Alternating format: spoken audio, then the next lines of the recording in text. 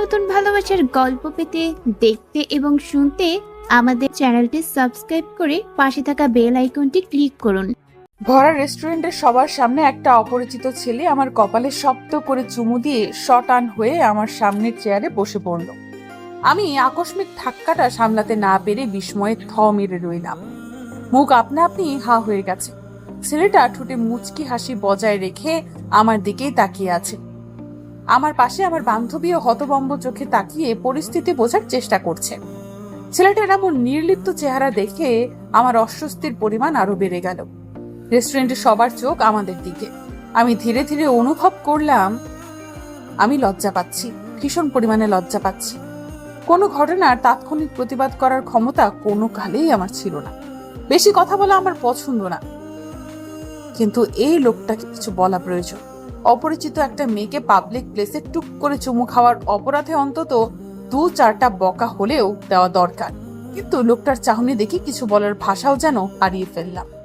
আশ্চর্য, এই লোকটা এমন করে তাকিয়ে আছে কেন? সিরাত ডার্লিং, আমি তোমাকে অনেক মিস করছিলাম, চলো একটা হাত করি। কি সাংঘাতিক কথাবার্তা! আল্লাহ! ছেলেটা আমার দিকে এগিয়ে আসছে। আমার গলা বেয়ে ঘাম ছুটে গেল। অতিরিক্ত পানি পিপাসায় পিপাসিত হয়ে আমার গলা শুকিয়ে কাঠ হওয়ার পথে। নির্ঘাত এই লোকটা পাগল।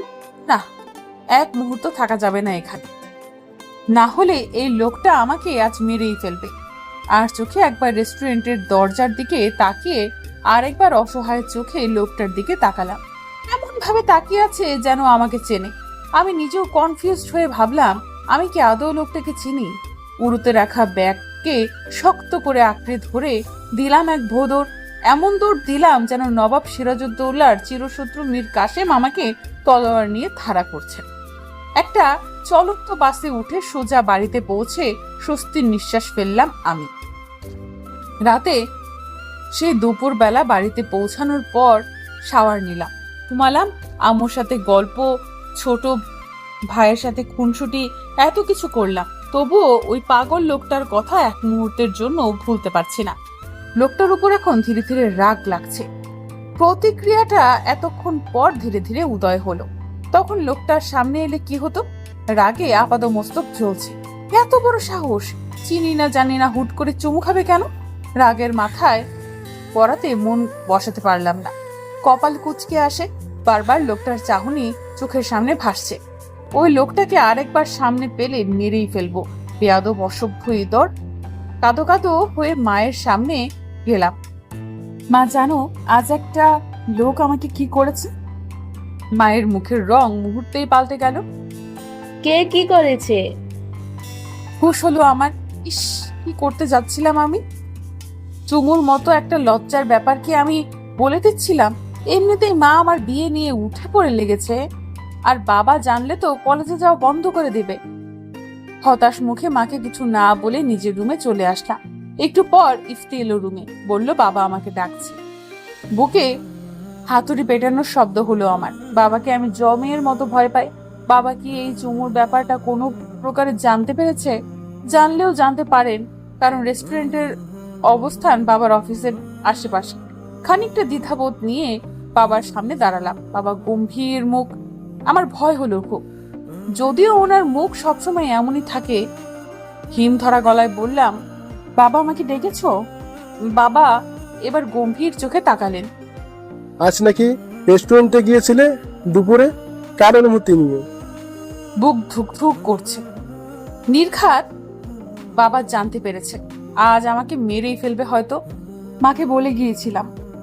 শিলাপ ছিল আমার সাথে। বাবা এবার ধমকে উঠলেন। কিসের মা? আমাকে একবার বলার প্রয়োজন বোধ করনি? কলেজে পড়ো, ছোট নেই তুমি, বাচ্চা দুটো মেয়ে, কোনো অভিভাবক ছাড়াই হুট করে এত দূরে গেলে কোন সাহসে? যদি কিছু হয়ে যেত আমাকে অন্তত একবার ফোন করতে পারতে। যাও পড়তে বসো। এরপর থেকে বাড়ি যেতে হলে তোমার মা এবং আমি দুজনের কাছেই পারমিশন নিয়ে বের হবে। জি বাবা। মুখ কালো বাবার সামনে থেকে চলে আসলাম। বাবা এসব ব্যাপারে খুবই স্ট্রেট। ঠিকই বলেছেন তিনি। আজ যদি বড় কেউ আমার সাথে থাকতো তাহলে এমন অপ্রীতিকর পরিস্থিতির সম্মুখীন হতে হতো না। আমি আঞ্জুমান সিরাত, ইংলিশ নিয়ে অনার্স প্রথম বর্ষে অধ্যয়ন করছি। আমার ছোট ভাই ইফতি 4র্থ শ্রেণীতে পড়ে।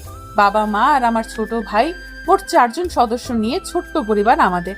বাবা সরকারি চাকরিজীবী আর মা গৃহিণী। বাবা মার শাসনের কোনো কমতি রাখিনি, তবু এই ছোট্ট পরিবারের ভালোবাসার কমতি নেই। এক কথায় হ্যাপি ফ্যামিলি। ছোটবেলা থেকেই বেশ ভালোই ছাত্রী আমি।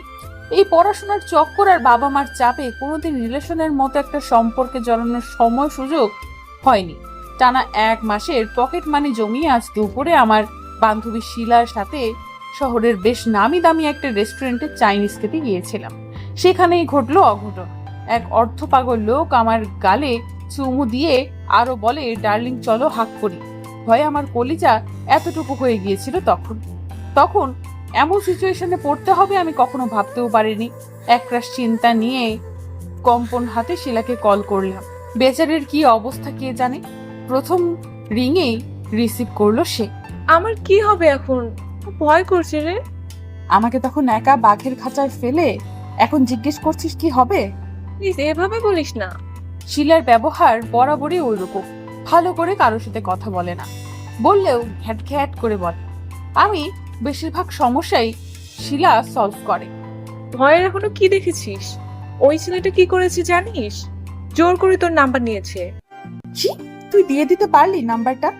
না দিয়ে কি করব? হুমকি দিচ্ছিল আমাকে, গান দিয়ে নাকি শুট করবে। ভয়ের পরিমাণটা আস্তে আস্তে বাড়তে লাগলো। তুই গুলি দেখেছিলি? না দেখিনি, তবে আমার মনে হয়েছে লোকটা মিথ্যে বলেনি। দোস্ত কি করবি, কিছু ভেবেছিস? ভাবাভাবি কিছু নেই।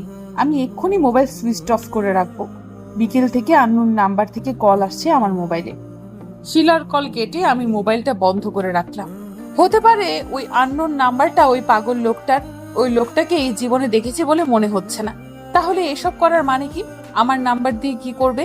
দেখে তো ভদ্রই মনে হয়েছিল, কারণ লোকটা রেস্টুরেন্টের দরজা দিয়ে ঢোকার সময়ই আমার নজর সেদিকে যায়। বেশ লম্বা চৌড়া, বেশ স্বাস্থ্যবান, স্যুট বুট পরে সাহেব সেজে শেষে কি না এমন এক অভদ্র কাজ করলো। এখন যদি আম্মু কোনোভাবে ব্যাপারটা জেনে যায়, আমার বিয়ে কনফার্ম করিয়েই ছাড়বে। আমি এখনই বিয়ে করতে চাইছি না। টেনশনে আমার সারা রাত আমি ঘুমাতে পারলাম না। এক প্রকার ছটফট করেই কাটিয়ে দিলাম। এক অজানা ভয়ে বুক দুরু দুরু করে কাঁপছিল। যখনই চোখে সামান্য লেগে আসছিল, তখনই মনে হয়েছে এই বুঝি কেউ আমার গালে চুমু দিল, এই বুঝি সর্বনাশ হলো। সারা রাত 2 গালে হাত রেখে কাটিয়ে দিলাম আমি।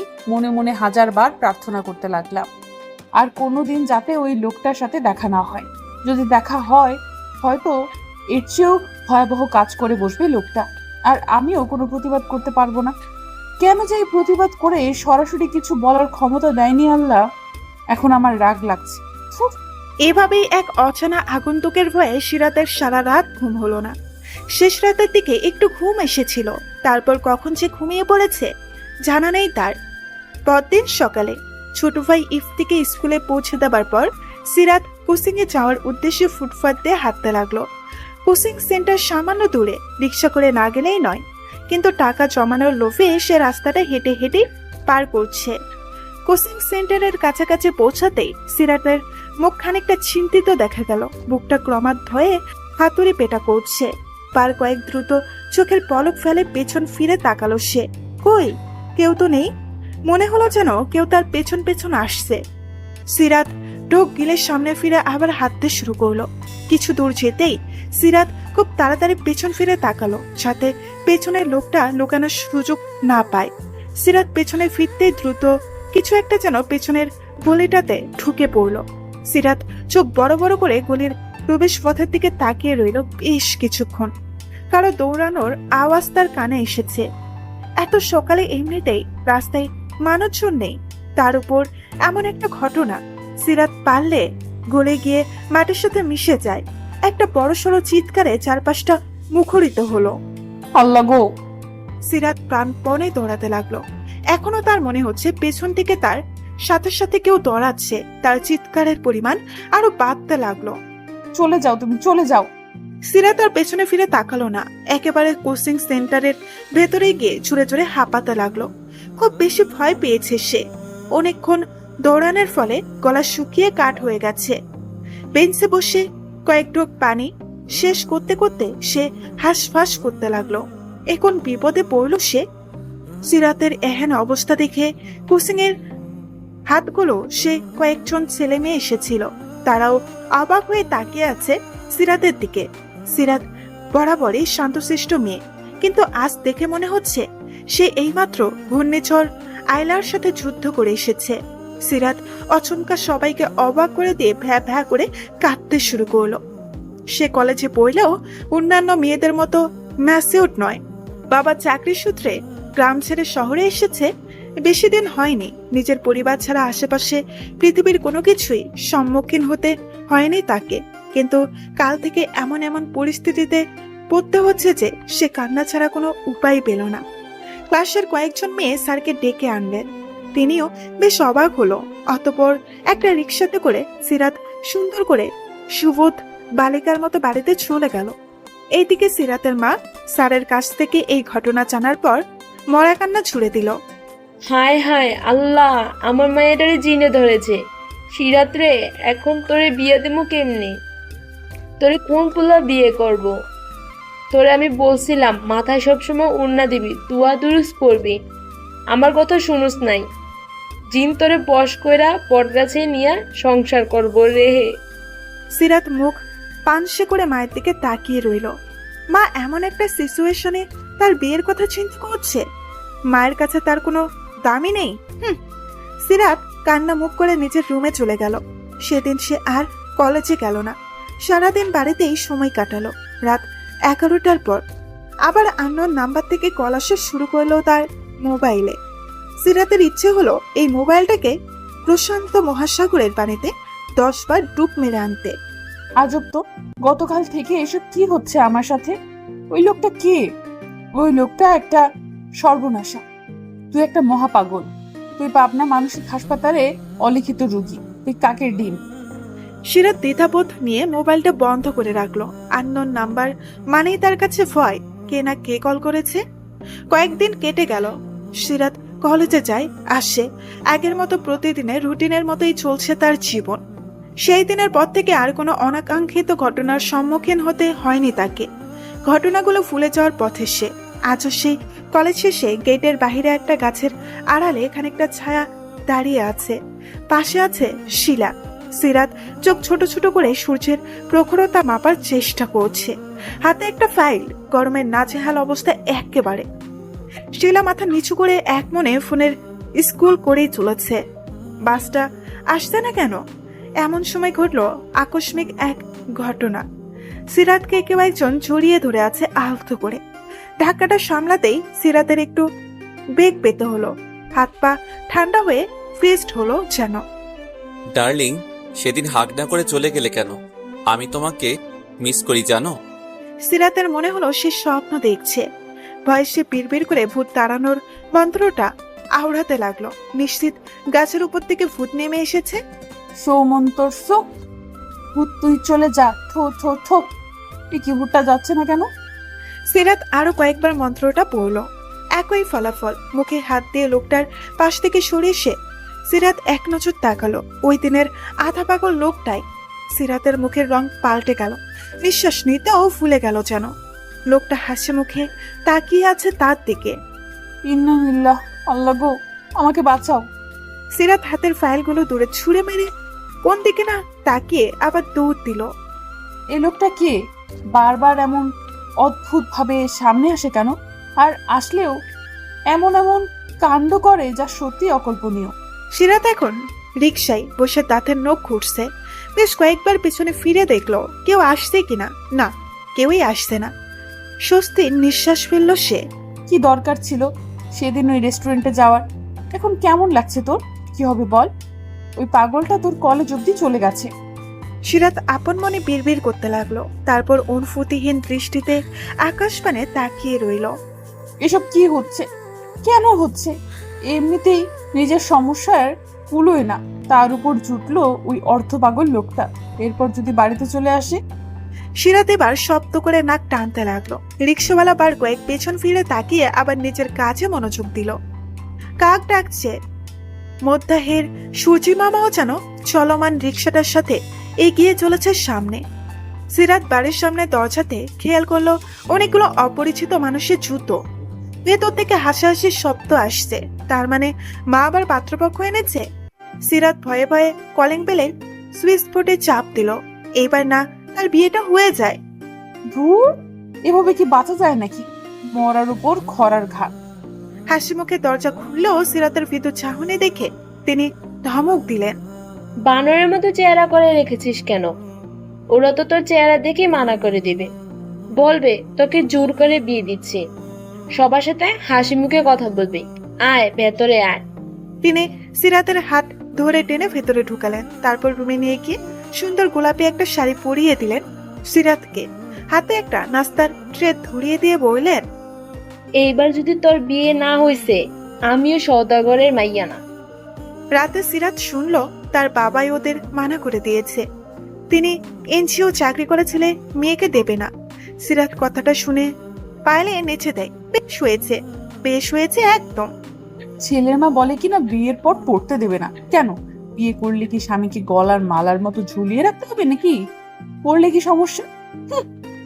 যাক, অন্তত কিছুদিনের জন্য হলেও বিয়ের কথা উঠবে না বাড়িতে। সিরাত খুশি মনে পড়তে বসলো। জানালা দিয়ে হুড়মুড় বাতাসে টেবিলের সব বই যেন পায়েলে উড়ে যায়। সিরাত বিরক্তি নিয়ে জানালার বাইরে চোখ রাখলো। নিমিষেই রাগ যেন বইয়ের পৃষ্ঠার মতোই উড়ে গেল। অকৃত্রিম ছাদের আলোটা বড় মুগ্ধকর, সত্যিই মুগ্ধকর। সেদিন ছিল সোমবার। সিরাত যথারীতি কলেজ শেষ করে বাড়িতে ফেরার অপেক্ষায় বাসের জন্য দাঁড়িয়ে আছে। তার মতোই দাঁড়িয়ে আছে আরো অজস্র শিক্ষার্থী। সবার উদ্দেশ্যেই বাড়ি ফেরা। আকাশের অবস্থা ভালো নয়, যে কোনো সময় ঝমঝমিয়ে বৃষ্টি নামতে পারে। ছাতাও নেই সাথে। আজকাল আবহাওয়াও যেন মানুষের সাথে মস্করা শুরু করেছে। এই রোদ, এই বৃষ্টি, কোনো নিয়ম নীতি মানে না। আর এটা বাংলাদেশ, ঋতু অনুযায়ী চলবে জানি, তা না করে সব মিলেমিশে একাকার করে ফেলেছে। মৃত বাতাস বইছে। সিরাতের বাসটা মিস হয়ে গেছে। বাস এসেছিল ঠিকই, কিন্তু মানুষের হুড়হুড়িতে সে উঠতে পারেনি। এখনো নিজেকে মানিয়ে নিতে পারেনি সে এই শহরের সাথে। পরের বাসটা কখন আসবে জানা নেই তার, তবুও দাঁড়িয়ে আছে সে। একটু পর পর চোরা চোখেও তাকাচ্ছে এই দিক ওই দিক। ওই পাগল লোকটা না আবার উদয় হয়? সিরাতের ভয়টাই সত্যি হলো। অবাকের সাগরে ডুব দিয়ে সে খানিকের জন্য ধ্যান হারিয়ে ফেলল। লোকটা এবার তাকে পালানোর কোনো সুযোগ দিল না। লোকটা তাকে কোথাও টেনে নিয়ে যাচ্ছে। সিরাত শুধু বোকার মতো শূন্য দৃষ্টিতে অনুসরণ করে গেল। চোখ মুখ শুকিয়ে পাঙ্খর বন্য হয়ে গেছে। এই মুহূর্তে দেখে মনে হবে সে রক্ত শূন্যতার রোগী। লোকটা তাকে কলেজের একটু দূরে কার পার্লার করার জায়গাটাতে এনে দাঁড়ানো শত শত গাড়ির একটিতে বসিয়ে নিজেও বসলো। সিরাত চোখ টিপ টিপ করে লোকটার দিকে তাকিয়ে অচমকা ঠোঁট উল্টে শব্দ করে কেঁদে উঠল। বিনীত কণ্ঠে বলল, প্লিজ প্লিজ, আমার কোনো ক্ষতি করবেন না। আমি কিছু করিনি, সত্যি বলছি। লোকটা যেন সিরাতের কথাই বেশ মজা পেল। ঠোঁটের কোণে উকি দিল ছোট্ট হাসি। গলা খানিকটা খাতে নামিয়ে বলল, আমি কি কিছু করেছি রাত? সিরাত বোকাপনে কান্না থামিয়ে তাকিয়ে রইল। আবার চোখের ভাসা ভাসা চিকন রক্তগুলো লাল হয়ে গেছে। সদ্য কয়েক ফোঁটা অশ্রু বিসর্জনের পরেও চোখ টলমল করছে। লোকটা সিরাতের গালে আহত করে হাত রাখলো। দুজনের মাঝে বেশ দূরত্ব। সিরাত এবার এক অদ্ভুত কথা বলল, আপনি আমাকে সব সময় ইয়ের মতো করেন কেন? ইয়ে মানে কি রাত? ইয়ে মানে বউ। লোকটা হাসি দিয়ে বলল। কি করেছি আমি? সিরাত এবার নাক টেনে টেনে বলতে শুরু করলো, আপনি আমার কপালে চুমু দিয়েছেন, জড়িয়ে ধরেছেন, এখন আবার আমার গালে হাত রেখেছেন। এগুলো আপনার বউয়ের সাথে করতে পারেন না? আমার সাথে কেন এমন করছেন? আমার মা বাবা জানলে আমাকে মেরে ফেলবে, আর পড়তে দেবে না। লোকটি এবার শব্দ করে হেসে দিল। হাসির ঝংকারটা সিরাত বেশ মনোযোগ দিয়ে শুনল। লোকটাকে এখন আর বিপজ্জনক মনে হচ্ছে না। আচ্ছা, আপনি কি পাগল? ঠিক ধরেছ, আমি বেশ কয়েক মাস পাগলা গারোতেই ছিলাম। সিরাতের মাথা এবার ভন ভন করে ঘুরতে শুরু করলো। ইচ্ছে করলো লোকটাকে সে নিজেই নিজ খরচে পাবনা পাঠিয়ে দেয়। ওনার আরো দীর্ঘমেয়াদী চিকিৎসার প্রয়োজন। সিরাতের মাথা এবার ভন ভন করতে শুরু করলো। ইচ্ছে করলো লোকটাকে সে নিজের নিজের খরচে পাবনা পাঠিয়ে দেয়। ওনার আরো দীর্ঘমেয়াদী চিকিৎসা প্রয়োজন। তার মানে আপনি সত্যিই পাগল? আমি অনেক আগে রিকভার করেছি রাত। Now I am totally fine. না না, আপনি এখনো পাগল, যেমন তেমন পাগল না, একটা বদ্ধ পাগল। সিরাত এবার একটু নিজেকে গুটিয়ে নিল। এই লোকটা তো আসলেই পাগল। গলা শক্ত করে কিছু বলার চেষ্টা করলো, কিন্তু সমস্যা হলো। গলা শক্ত হয়ে গিয়েছে, তার কণ্ঠ আরো নরম শোনায়। আপনি আমার সাথে এমন করেন কেন? লোকটা এবার নিজের মাথার চকরা চুলগুলোকে হাত দিয়ে এলোমেলো করে মাথার নিচু করে লজ্জা নিবারণের চেষ্টা করলো। ঠোঁট বাঁ দিকে প্রসারিত করে বলল, তোমাকে লজ্জা পেতে দেখলে, ভরকাতে দেখলে আমার ভীষণ ভালো লাগে। আপনি আমার পিছু কেন নিয়েছেন? আপনি আর আমার সাথে কোনো অশোভন আচরণ করবেন না, বুঝেছেন? সিরাত মুখে রক্তিম আফা নিয়ে দেখলো। লোকটা তার কথা শুনে আবারও হাসছে। আজব তো, সে কি হাসার মতো কোনো কথা বলেছে? তার কণ্ঠস্বর কি কঠিন শোনায়নি? সিরাত গলা খাকারে দিয়ে ঢুক গিলল একটা। তার লজ্জা লাগছে। লোকটা এমন কেন? মিস আঞ্জুমান সিরাত, তুমি কি জানো আমি গত 1 বছর ধরে তোমাকে পাগলের মতো খুঁজছি। আমি একজন এনএসআই অফিসার। সময় সুযোগের অভাবে তোমাকে আমি হারিয়ে ফেলেছিলাম সেদিন, কিন্তু অ্যাট লাস্ট তোমার খোঁজ পাই গত 2 মাস আগে। সেই থেকে শুরু। লোকটা বিরতিহীন ভাবে আরো বলতে লাগলো, হুটহাট লজ্জা পাওয়া মেয়েটাকে আমার ভীষণ ভালো লেগে গেল একদিন। সে নিজেতেই সীমাবদ্ধ জানি, কিন্তু আমার একদিন ইচ্ছে জাগলো, ইস যদি তার পৃথিবীতে আমিও থাকতে পারতাম। আমি ধীরে ধীরে অনুভব করতে লাগলাম তুমি আমার কাছে অনেক স্পেশাল একজন, খুবই স্পেশাল। আমার জীবনে তোমার উপস্থিতি খুবই জরুরি। আমি তোমাকেই চাই। তুমি আমার আশেপাশে থাকলে আমার কি যে হয়ে যায় রাত, আমি জাস্ট বোঝাতে পারবো না। একটু ছোটখাটো চিৎকার দিল। নাউজুবিল্লাহ নাউজুবিল্লাহ, ছি, আপনার লজ্জা করছে না? আপনি একটা মেয়েকে এসব বলছেন? এসব কথা শুনে আমার নিজেরই তো কেমন কেমন লাগছে। আপনি আমার সামনে আর আসবেন না, কখনোই আসবেন না। সিরাত ডোর খুলে বেরিয়ে এলো। কি অসভ্য লোক রে বাবা! অসভ্যের মতন তার সাথে বেরিয়ে এসেছে। লোকটা আবার পেছন পেছন আসতে কিনা দেখার জন্য। সিরাত পেছনে ফিরে তাকালো। লোকটার মুখে হাসি নিয়েই তাকিয়ে আছে। তাড়াতাড়ি ঘাড় ফিরিয়ে সামনে তাকাতেই পেছন থেকে একটা আওয়াজ আসলো। তুমি 1000 বার বললেও তোমাকে ছাড়ছি না রাত। তুমি যেখানে আমিও সেখানে। আমার নামটা মনে রেখো, সাবির, সাবির মোস্তফা। সিরাত বিড়বিড় করল, সাবির না কাবির? অসভ্য পাগল অফিসার। সিরাত বাড়ি আসতেই মাকে ব্যাগ গুছাতে দেখে জিজ্ঞেস করলো, মা কোথায় যাচ্ছ? আমরা কি আজ কোথাও যাচ্ছি? সিরাতের কথায় তার মা বেশ রেগে গেল। কোথাও যাচ্ছিস মানে? তোর ছোট খালা তানিশার আকল তুই জানিস না? আমার হয়েছে যত জ্বালা। কি পড়ালেখা করিস রে তুই? সামান্য এই কথাটা মনে রাখতে পারলি না? সিরাত ভাবুক কণ্ঠে বলল, আমাদের তো কাল যাওয়ার কথা। হ্যাঁ, কিন্তু তোকে তো সকালেই বললাম আজই যাব আমরা। কাল থেকে হরতাল চলবে, গাড়ি ট্রেন সব বন্ধ। তখন গিয়ে লাভ কি? সিরাত বিরস মুখে নিজের রুমে ব্যাগ গুছাতে চলে গেল। 1000 বার ভেবেও কুল করতে পারল না যে তার মা আসলেই সকালে যাওয়ার কথা বলেছিল কিনা। আবার মনে মনে খুশিও হলো গ্রামের বাড়িতে যাবে বলে। ওই পাগল লোকের কথা কয়েকদিনের জন্য অন্তত ভোলা যাবে। তানিশা আন্টির সাথেও বেশ মজা করা যাবে। খুশিতে সিরাতের বাকবাকম অবস্থা। প্রথম ট্রেন, বাস, তারপর ফেরিতে করে নদী পার করে অবশেষে সিরাত তার পরিবার পৌঁছলো তাদের মামা বাড়ি। দীর্ঘ পথ পাড়ি দিতে গিয়ে সবার নাজেহাল অবস্থা। গভীর রাত, সবাই প্রায় ঘুমিয়ে গেছে।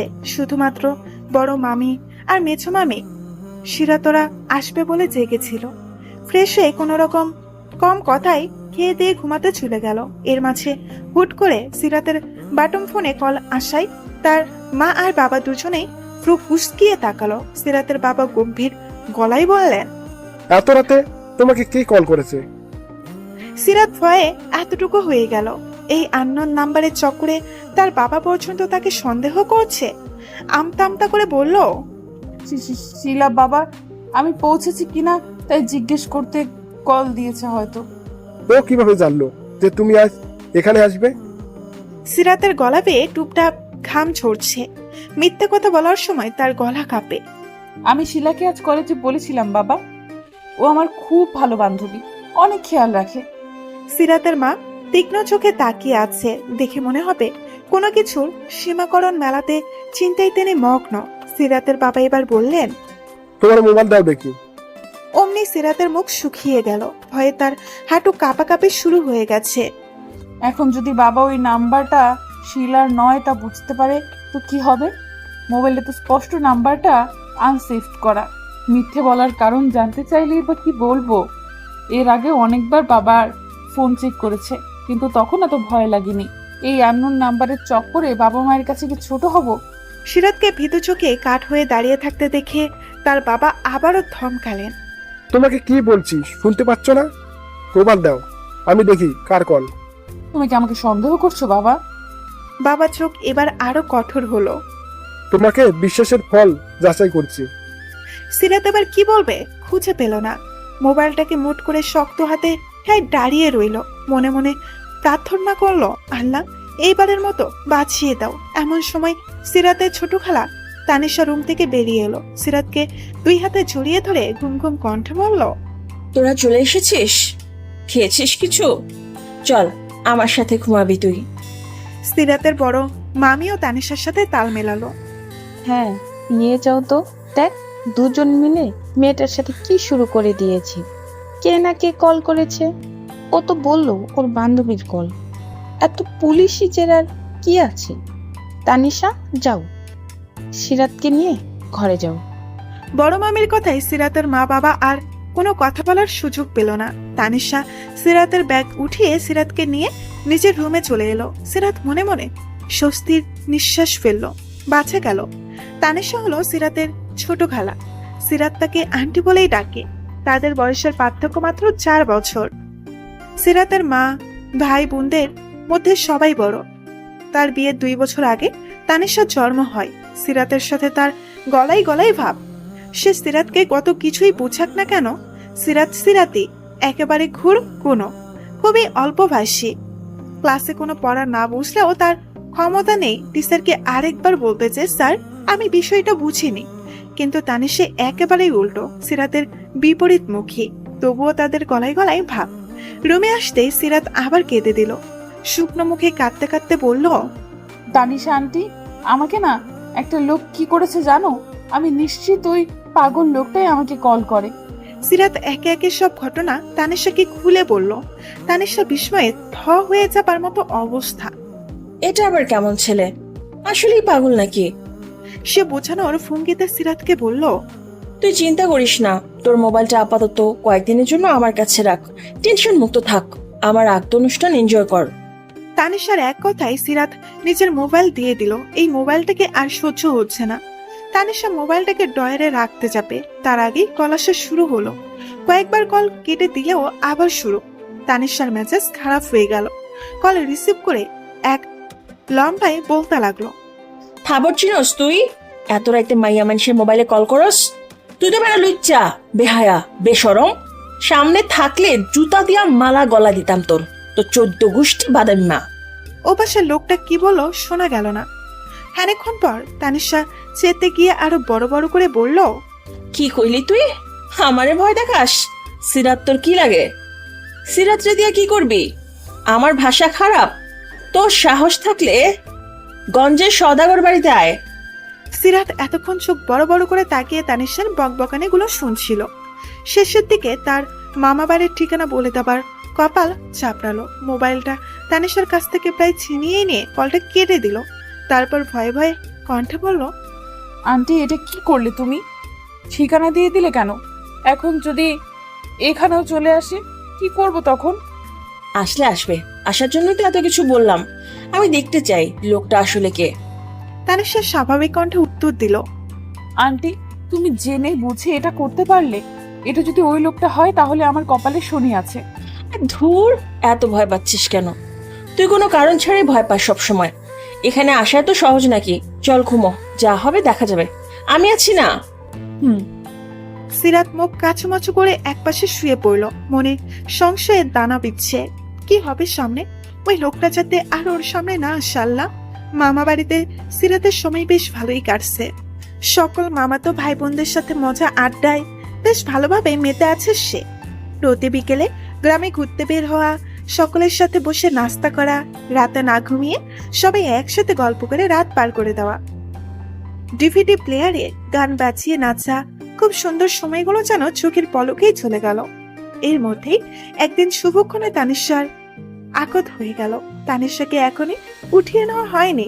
তার বর আভরোটে একটা কোম্পানিতে কর্মরত, 1 মাসের ছুটিতে এসেছিল মাত্র। পরে 6 মাসের ছুটি নিয়ে আসলে বড় করে অনুষ্ঠান করে তানিশাকে শ্বশুর বাড়িতে তুলে দেওয়া হবে। সিরাতের মা ভাই বোনদের সবার বড় হওয়ায় তার কাজের অন্ত নেই যেন। এই কারণে আকদ অনুষ্ঠান শেষ হবার পরই তাদের বেশ কয়েকদিন এখানেই থাকতে হবে। এই নিয়ে সিরাত আর তার ভাই ইফতির খুশির সীমা নেই। ইফতি এখানে এসে দৌড়াদৌড়ি শুরু করে দিয়েছে। শহরে থাকলে সারাদিন চুপচাপ বসে থাকে, খেলার মতো কেউ নেই। বিকেলবেলা সবার নাস্তার পর্ব চলছে। বাড়িতে এখনো বেশ কয়েকজন মেহমান রয়ে গেছে। সিরাতের বাবা গেছে তাদের দাদু বাড়িতে। সারাদিন ব্যস্ত থাকে, শুধু খাওয়ার সময় যা একটু সিরাত আর ইফতিকে নজরে রাখেন। নাস্তা শেষে সিরাত আর তানিশা বের হলো বাড়ির সামনে উঠানে হাঁটতে। তানিশাকে দেখে মনেই হবে না সে একজন কোণে, বাকিদের মতোই হেসে খেলে ঘুরে বেড়াচ্ছে, খাচ্ছে দাচ্ছে, মুখে লজ্জার কোনো আফা নেই। ওরা কথা বলতে বলতে অনেক দূর হেঁটে চলে এলো। ইফতি সিরাতের এক আঙুল ধরে লাফাতে লাফাতে হাঁটছে। পুতুলির আলোমাখা আকাশপটে বড়ই স্নিগ্ধ দেখাচ্ছিল। পাখিরা ধীরে ধীরে নিড়ে ফিরছে। ওরা একটা পেয়ারা বাগানে এসে পা থামালো। বড় বড় ডাসা পেয়ারা ধরেছে। ইফতি বায়না করেছে সে পেয়ারা খাবে। তানিশা আশেপাশে তাকালো, বাড়িঘর চোখে পড়ছে না, কোনো মানুষজনও নেই। সিরাতকে উদ্দেশ্য করে বলল, তুই দাঁড়া এখানে, আমি ইফতিকে নিয়ে পেয়ারা পাড়তে যাচ্ছি, বাস পাই নাকি একটা দেখি। সিরাত আশেপাশে তাকিয়ে ভয়াতুর কণ্ঠে বলল, আমি একা দাঁড়িয়ে কি করব? আরে কেউ আসছে নাকি? পাহারা দিবি গাধি, কেউ আসলে আমাদেরকে বলবি। আয় ইফতি চল। তানিশার ইফতি চলে গেল পেয়ারা বাগানের ভেতরে। আর এদিকে সিরাত অস্থির পায়ে এইদিক ওইদিক হাঁটছে। আবার উকি দিয়ে দেখতে লাগলো কেউ আসছে কিনা। বেশ অনেকক্ষণ হয়ে গেল তানিশা আসছে না। সিরাতের এবার ভয় করছে। ইতি উতি করে তাকিয়ে তানিশাকে বেশ কয়েকবার ডাকলো। তার আওয়াজ সামনে নারিকেল গাছটা পর্যন্ত পৌঁছেছে কিনা সন্দেহ। এবার ঘটলো এক অদ্ভুত ঘটনা। কেউ সিরাতকে পিছন থেকে ঝাপটে ধরলো।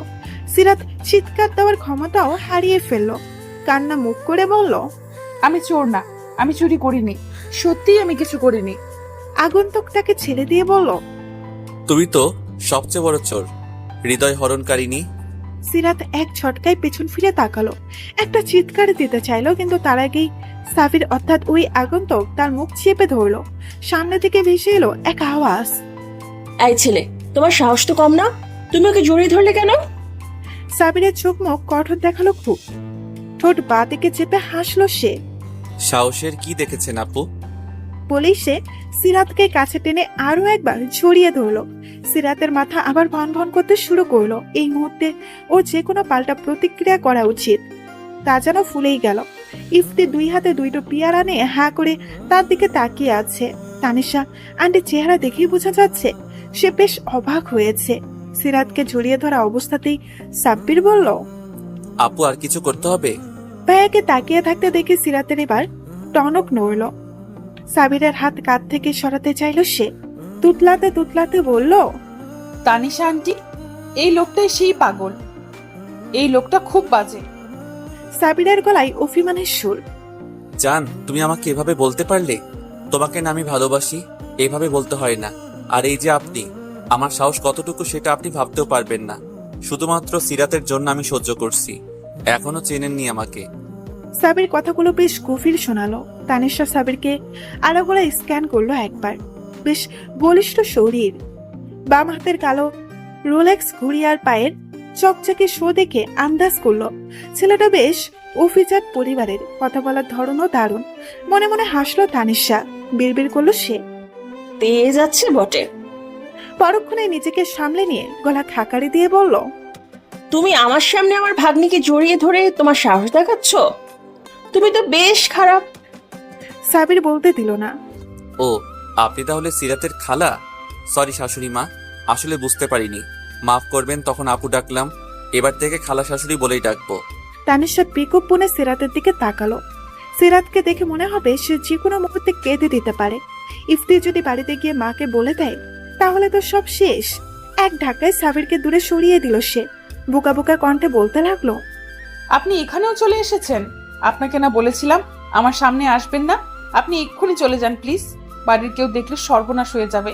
আল্লাহর দোহাই আপনাকে, আপনি আমার সাথে যা করেছেন, আমার জায়গায় অন্য কোনো মেয়ে থাকলে এসব একদমই সহ্য করতে পারতো না। আমার মতো হ্যান্ডসাম ছেলে দেখলে মেয়েরা এমনিতেই গলায় ঝুলতে চায়, আর তুমি আমাকে দেখলে শুধু চলে যান, পালাই পালাই করো। সিরাত এবার হাত জোর করে বলল, আপনি চলে যান দয়া করে। সাবির একটা দীর্ঘশ্বাস ফেলল, চোখে মুখে স্পষ্ট রাগ, তবুও হাসি নিয়ে বলল, আমি এমনিতেও চলে যেতাম রাত, তোমাকে একবার দেখতেই এত দূর আসা। ঠিক আছে, চলে যাচ্ছি।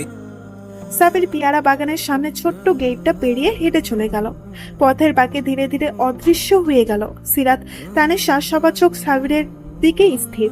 চারিদিকে আধার নেমে আসছে। কোন এক অচেনা পাখি ভুতুরে কণ্ঠে ডাকছে। তানিশার গলায় হতাশার সুর। এভাবে না বললেও পারতি সিরাত, ছেলেটাকে আমার খারাপ মনে হয়নি। যা একটু পাগলাটে স্বভাব, তাও তোর জন্য। সিরাত আরো হতাশাভাবে উত্তর দিল, তুমি আমাকে কি করতে বলো আন্টি? কেউ যদি দেখে ফেলতো? তোমার বোনকে তো চেনোই, 2 দিন পর পর সম্বন্ধ আনছে, তার উপর এই লোকটা। এসব কি কখনো সম্ভব? তুমি বলো। আমি এসবে জড়াতে চাই না। আমার কোনো ব্যক্তিত্ব নেই, ঠিকঠাক কথাটাই বলতে পারি না। সবচেয়ে বড় কথা, আমি নিজের ক্যারিয়ার নিয়ে ভাবছি আন্টি। আমার এসব ভালো লাগছে না। কত বয়স আমার? মা কেন আমার বিয়ে দিতে চাইছে? আমার স্থানে যদি কোনো ছেলে থাকতো, তখন কি তাকে বিয়ে নিয়ে এত কথা শুনতে হতো? আমাকে কেন সব সময় বোকা হতে হবে? সব সময় বাবা মার ভয়ে তটস্থ থাকতে হবে? আমি কেন প্রতিবাদ করতে পারি না? আল্লাহ কেন আমাকে এত ভীতু বানিয়েছে? সিরাতের অসহায় কণ্ঠে গুমড়ে কেঁদে দিল। নিজের প্রতি ব্যর্থতা সে নিরাশ। তানিশা তাকে সামলালো। ছি, এসব বলতে হয় না, পাপ হয়। প্রত্যেকটা মানুষই সেরা, নিজস্ব স্বকীয়তায় প্রত্যেক মানুষ সেরা। আমাদের শুকরিয়া আদায় করা উচিত। তোর জীবনও একদিন ভীষণ সুন্দর হবে সিরাত, একটু ধৈর্য ধর। চল বাড়ি ফিরে যাই। তানিশা ইফতির দিকে তাকালো। বেচারা বোনের দিকে তাকিয়ে আছে। তানিশাকে সে ভীষণ ভয় পায়, কোনো কারণ ছাড়াই তাকে ভয় পায়। তানিশাকে তীক্ষ্ণ দৃষ্টিতে তাকাতে দেখে দৌড়ে বোনের আড়ালে চলে গেল সে। তানিশা কঠোর গলায় বলল, কিছু দেখেছিস তুই? ওই ছেলেটা আপুকে জড়িয়ে ধরেছিল কেন? আমি আম্মুকে বলে দেব। তানিশা এবার ভয় দেখিয়ে বলল, কি বললি তুই? বলে দিবি? ঠিক আছে, তোকে আমি রাত 3টায় তেঁতুল গাছের তলায় রেখে আসবো। একটা রাক্ষসী বুড়ি তোকে চিবিয়ে চিবিয়ে খাবে। রেখে আসবো। এবার বল, কিছু দেখেছিস? ইফতি এবার জোরে জোরে ডানে বামে মাথা নাড়ালো, যার অর্থ সে কিছুই দেখেনি। খানিকটা আধারের ফিরে সিরাতকেও ধীরে ধীরে বাড়িতে ফিরে গেল। বাড়িতেও সবকিছুই স্বাভাবিক, কেউই তাদের খোঁজেনি। শুধু তানিশাকে ওর ভাবি খুঁজছিল কিছু একটা বলার ব্যাপারে। কেটে গেল আরো কয়েকটা দিন। সিরাতের এবার শহরে ফেরার পালা এলো। বাবার অফিস, ভাইয়ের স্কুল, সিরাতের কলেজ, সবকিছু মিলিয়ে আর থাকা যাবে না। সিরাত খুশি মনে ব্যাগ প্যাক করছে, কারণ তানিশাও যাবে তাদের সাথে। সিরাতের মা নিজেই বলেছে কয়েকদিন থেকে আসতে সিরাত বাড়িতে মনমরা হয়ে থাকে। দুইজন কয়েকদিন একসাথে থাকলো, ঘুরলে ফিরলে বন্ধ হবে না। তানিশা যাওয়ার ইচ্ছে হলো, কারণ ওই ছেলেকে নিয়ে তার কৌতূহল কাটছে না। কিছু একটা ব্যাপার তো আছেই ওই ছেলের মধ্যে। সেদিন তানিশাও সিরাতের সাথে শহরে চলে আসে। শুরু হয়ে গেল আবার আগের ব্যস্তময় জীবন। তার ফাঁকে ফাঁকে তানিশার আগমন নিয়ে হালকা ঘোরাঘুরি, আবার তানিশার আর সিরাতের মাঝে ওই ছেলে নিয়ে বিশদ গোপন আলোচনাও চলে। সিরাত শুধু শুনে আর তানিশা কৌতূহল নিয়ে একটার পর একটা কথা বলেই যায়। আচ্ছা, ওই রে কে? কেন এমন করে? ওই ছেলে কি সত্যি পাগল? কই, দেখে তো মনে হয় না। ছেলেটা আগে কোথাও দেখেছিল তোকে? বাপরে বাপ, এক নজর দেখতে একেবারে গ্রামে চলে গিয়েছিল। কেমন ভালোবাসে তোকে, বুঝছিস কিছু? আর আমাকে দেখ, জামাই বাইসি একটা, সারাদিন কোনো খোঁজ খবর নাই। আমি কল করলেই তার কথা বেরোবে। ওই ছেলেটা তোর কত কেয়ার করে, তাই না? তখন সিরাত শুধু মুখ গোমরা করে বলে, আন্টি আমি এত কিছু জানি না। ওনাকে দেখলেই আমার খুব ভয় করে, ইচ্ছা হয় দৌড়ে কোথাও পালিয়ে যাই। উনি যদি কোনো অপরিচিত লোক হতো এত ভয় পেতাম না। সিরাত আরো মুখ গুমরা করে বলে, তানিশা আন্টি, প্লিজ অন্য কিছু বলো। ওই সাবিরের কথা শুনতে শুনতে আমার কান পচে গেছে।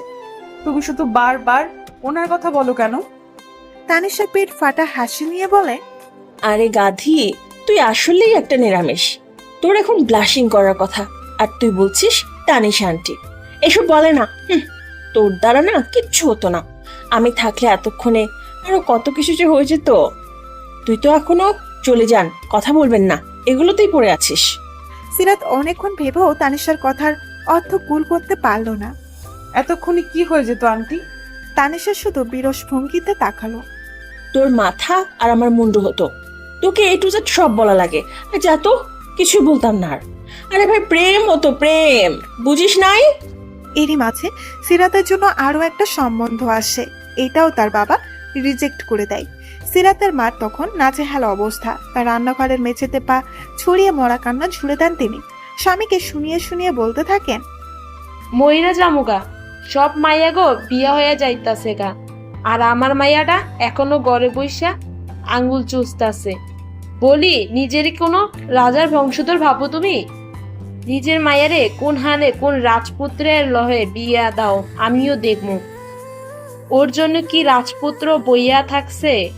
2 দিন পর যখন মাইয়ার চোখ বাহিরে বের হইয়া যাইব, তখন বুঝবা। সময় থাকতে বিয়া দাও। একদিকে সিরাতের মা কাঁদে, অন্যদিকে সিরাত বালিশের মুখ গুজে কাঁদে, কারণ মায়ের কথার উপর কিছু বলার ক্ষমতা তার নেই। মা কেন এমন করে? সে কি কখনো তাদের কথার বাইরে গিয়েছে? তবু কেন মায়ের মুখে এমন খারাপ কথা শুনতে হয়? কই, শিলার মা তো ওর সাথে এমন ব্যবহার করে না। মায়ের কথা মতো চলেও সব কথা শুনে ওইসব কথা শুনতে কোন মেয়ের ভালো লাগবে? তানিশা সিরাতকে সান্ত্বনা দেয়। সিরাত, তুই আপার কথা কিছু মনে করিস না। আপা গোপনে কিন্তু তোর সুনামও করে। রাগের সময় মাথা ঠিক থাকে না, আমরা সবাই জানি। তুই খুব ভালো মেয়ে। তোর মতো মেয়ে এই যুগে 10 বার খুঁজলেও পাওয়া যাবে না। তুই সুন্দরী বলেই না আপার চিন্তা হয়, সবসময় চোখে চোখে রাখে। আজকালকার মেয়েরা ছেলেদের চেয়ে বেশি খারাপ। ফুলিয়ে ভালিয়ে তোকে কোথায় নিয়ে যাবে টেরও পাবে না। জানিস তো যুগ কত খারাপ। আর কাঁদিস না রে। সিরাত তবুও কাঁদে। তার দুঃখের যেন শেষ নেই। প্রতিটি ছোট ছোট বিষয় নিয়ে সে কাঁদে। কোথায় যেন শুনেছিলাম রূপবতী মেয়েরা ভীষণ বোকা হয়। আরো কয়েকদিন পরের কথা, কলেজে বাস মিস হয়ে যাওয়ায় সিরাত আর অপেক্ষা করলো না। একটা পাবলিক বাসে উঠে একেবারে জানালার সিটের সাথে মিশে গেল। খুব কমই এই ধরনের বাসে যাতায়াত করার সুযোগ হয়েছে। এই প্রথমবার একা একা উঠল। শিলাও আজ কলেজে আসেনি। তাড়াতাড়ি বাসায় ফেরার তাড়া হলো। আজ এক আত্মীয়র বাড়িতে দাওয়াত আছে। সবাই নিশ্চয় রেডি হয়ে ওর আসার অপেক্ষায় বসে আছে। ওর জন্য হয়তো তানিশা আন্টিও রেডি না হয়ে বসে আছে। সিরাত ভয়ে ভয়ে চোখে বাসের আড়াগোড়া পর্যবেক্ষণ করলো। এই সময় যাত্রী থাকে না বেশি। সিরাত একবার পাশের খালি সিটটার দিকে অসহায় চোখে তাকালো। খুব করে চাইতে লাগলো কোনো মেয়ে যাতে এই সিটে বসে, কোনো ছেলের পাশে যাতে ওকে বসতে না হয়। সিরাত দোয়া কবুল হলো না। অল্পক্ষণের মধ্যেই এক লোক বসলো সিরাতের পাশের সিটে। সিরাতের দৃষ্টি তখন জানালার বাহিরে। পাশে কারো উপস্থিতি টের পেয়ে ভীতু চাহনিতে ঘাড় ঘুরিয়ে তাকিয়ে একটা বড়সড় ধাক্কা খেলো। লোকটা ভাবলেশহীন ভাবে রুমাল নিয়ে মুখ মুছছিল। সিরাত হাত দিয়ে মুখ ঢেকে এক ঝটকাই আবার বাইরে চোখ রাখলো। মাথার ওড়নাটা আরো সামনে এনে ওড়নার এক অংশ কামড়ে ধরলো। লোকটার গা থেকে এক তীব্র স্মেল সিরাতের গা পেয়ে ঝরঝর করে ঘাম ছুটতে লাগলো। আল্লাহ প্লিজ সাবির যাতে আমাকে না দেখে। সিরাতকে এমন অবস্থায় দেখে সাবির ঠোঁট টিপে হাসলো। তারপর এক ঝটকায় সিরাত তার দিকে ঘুরিয়ে মুখটা ওড়নার আড়াল থেকে দৃশ্যমান করলো। সিরাতের চোখে মুখে বিস্ময় নিয়ে থমেরে তাকিয়ে আছে। চোখে মুখে অবিশ্বাস। চোখের কোণা দিয়ে বাসের আশেপাশে তাকালো। একটা মহিলা তার দিকে তাকিয়ে আছে। সিরাত আশেপাশে এবার লজ্জারা এসে ঘিরে ধরলো। মুখে রক্তিম আফা নিয়ে ভাবতে লাগলো, এত কিছু করেও কিভাবে বুঝলো? সাবির হয়তো তার অবস্থা বুঝতে পারলো। ফিসেল গলায় বলল, তোমার কি মনে হয় রাত আমাদের কোইন্সিডেন্সলি দেখা হয়েছে? মোটেও না। তোমার অবস্থা দেখে আমার খুব মায়া হলো, তাই তোমার পাশে এসে বসলাম। তুমি এত কিপটে কেন বলো তো? সিরাত অবাক হয়ে বলল, মানে? এই যে টাকা খরচ হবে বলে তুমি এই সিটটাও বুক করতে পারোনি, কত আর খরচ হতো? 10 টাকা 20 টাকা এনিথিং। কত সাহস দেখেছো তোমার? একা একা বাচ্চা একটা মেয়ে হুট করে পাবলিক বাসে উঠলে। সিরাত এবার সত্যি সত্যি লজ্জা পেল। সিট আর বাসের দেওয়ালের সাথে একেবারে সিটিয়ে গেল সে। আপনার সাহায্যের কোনো প্রয়োজন নেই, চলে যান। তুমি কি ভেবেছো আমি কোথাও যাচ্ছি? আমি শুধু তোমাকে গাইড দিতে এখানে এলাম। আমার গাড়িতে ড্রাইভার ড্রাইভ করছে তোমার পাশ বরাবর, দেখো। সিরাত সন্দেহান দৃষ্টিতে জানালার বাহিরে তাকালো।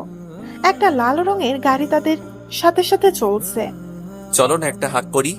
সিরাত একটা ঢুক গেলে আবার আশেপাশে তাকালো। মহিলাটা এখনো তাদের দিকে তাকিয়ে আছে। সাবির এগিয়ে আসছে তার দিকে। সিরাত নাউজুবিল্লাহ বলে জানালার দিকে সম্পূর্ণ ঘুরে বসলো। পাশ থেকে সাবিরের হু হা হাসির আওয়াজ আসছে।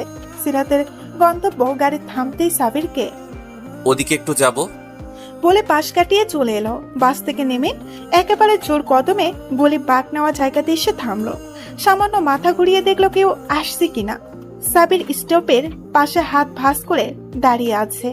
সিরাত তাকাতেই বাই জানালো হাত নেড়ে। সিরাত বুকে থুথু ছিটিয়ে আরো জোরে পায়ে হাঁটা ধরলো।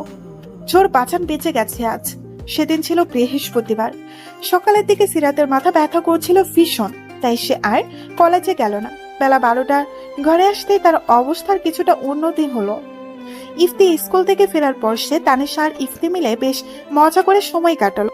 ব্যবসা গরমে সিদ্ধ হওয়ার উপক্রম।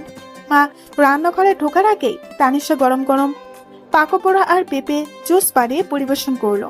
হাফ টাইম হওয়ায় সিরাতের বাবাও আজ তাড়াতাড়ি চলে এলেন। সবাই মিলে বেশ উৎসব মুখর পরিবেশের মাঝে দুপুরের খাওয়া দাওয়া পর্ব শেষ হলো। বিকেলে ঘটল এক অদ্ভুত ঘটনা। এক প্রাপ্তবয়স্ক মহিলা ইয়া বড় বড় কার্টুনে নাস্তা, ফ্রুট আর কমল পানীয় নিয়ে সিরাতের ফ্ল্যাটের দরজার সামনে হাজির। সিরাতরা পরিবেশের সবাই মিলে তখন টিভি দেখছিল ড্রয়িং রুমে। বাড়িতে হঠাৎ করে আগাম কোনো কথা ছাড়াই মেহমান আসায় সিরাতরা বেশ এলোমেলো হয়ে পড়ল। ভেবেছিল পাশের বাড়ির কোনো মানুষ। দরজার সামনে অপরিচিত মহিলাকে দেখে তাড়াতাড়ি মাথার ওড়না থেকে সালাম দিয়ে দরজার কর্নারে সোফায় বসে থাকা মাকে ইশারা করলো। সৌজন্যমূলক হাসি দিয়ে তাড়াতাড়ি প্রস্থান গমন করলো সে। তানেশার ইফতিও ট্রে আর গ্লাস উঠিয়ে সিরাতের পেছন পেছন দ্রুত পায়ে চলে গেল। আর সিরাতের বাবাও টিভি বন্ধ করে নিজেদের রুমে চলে এলেন।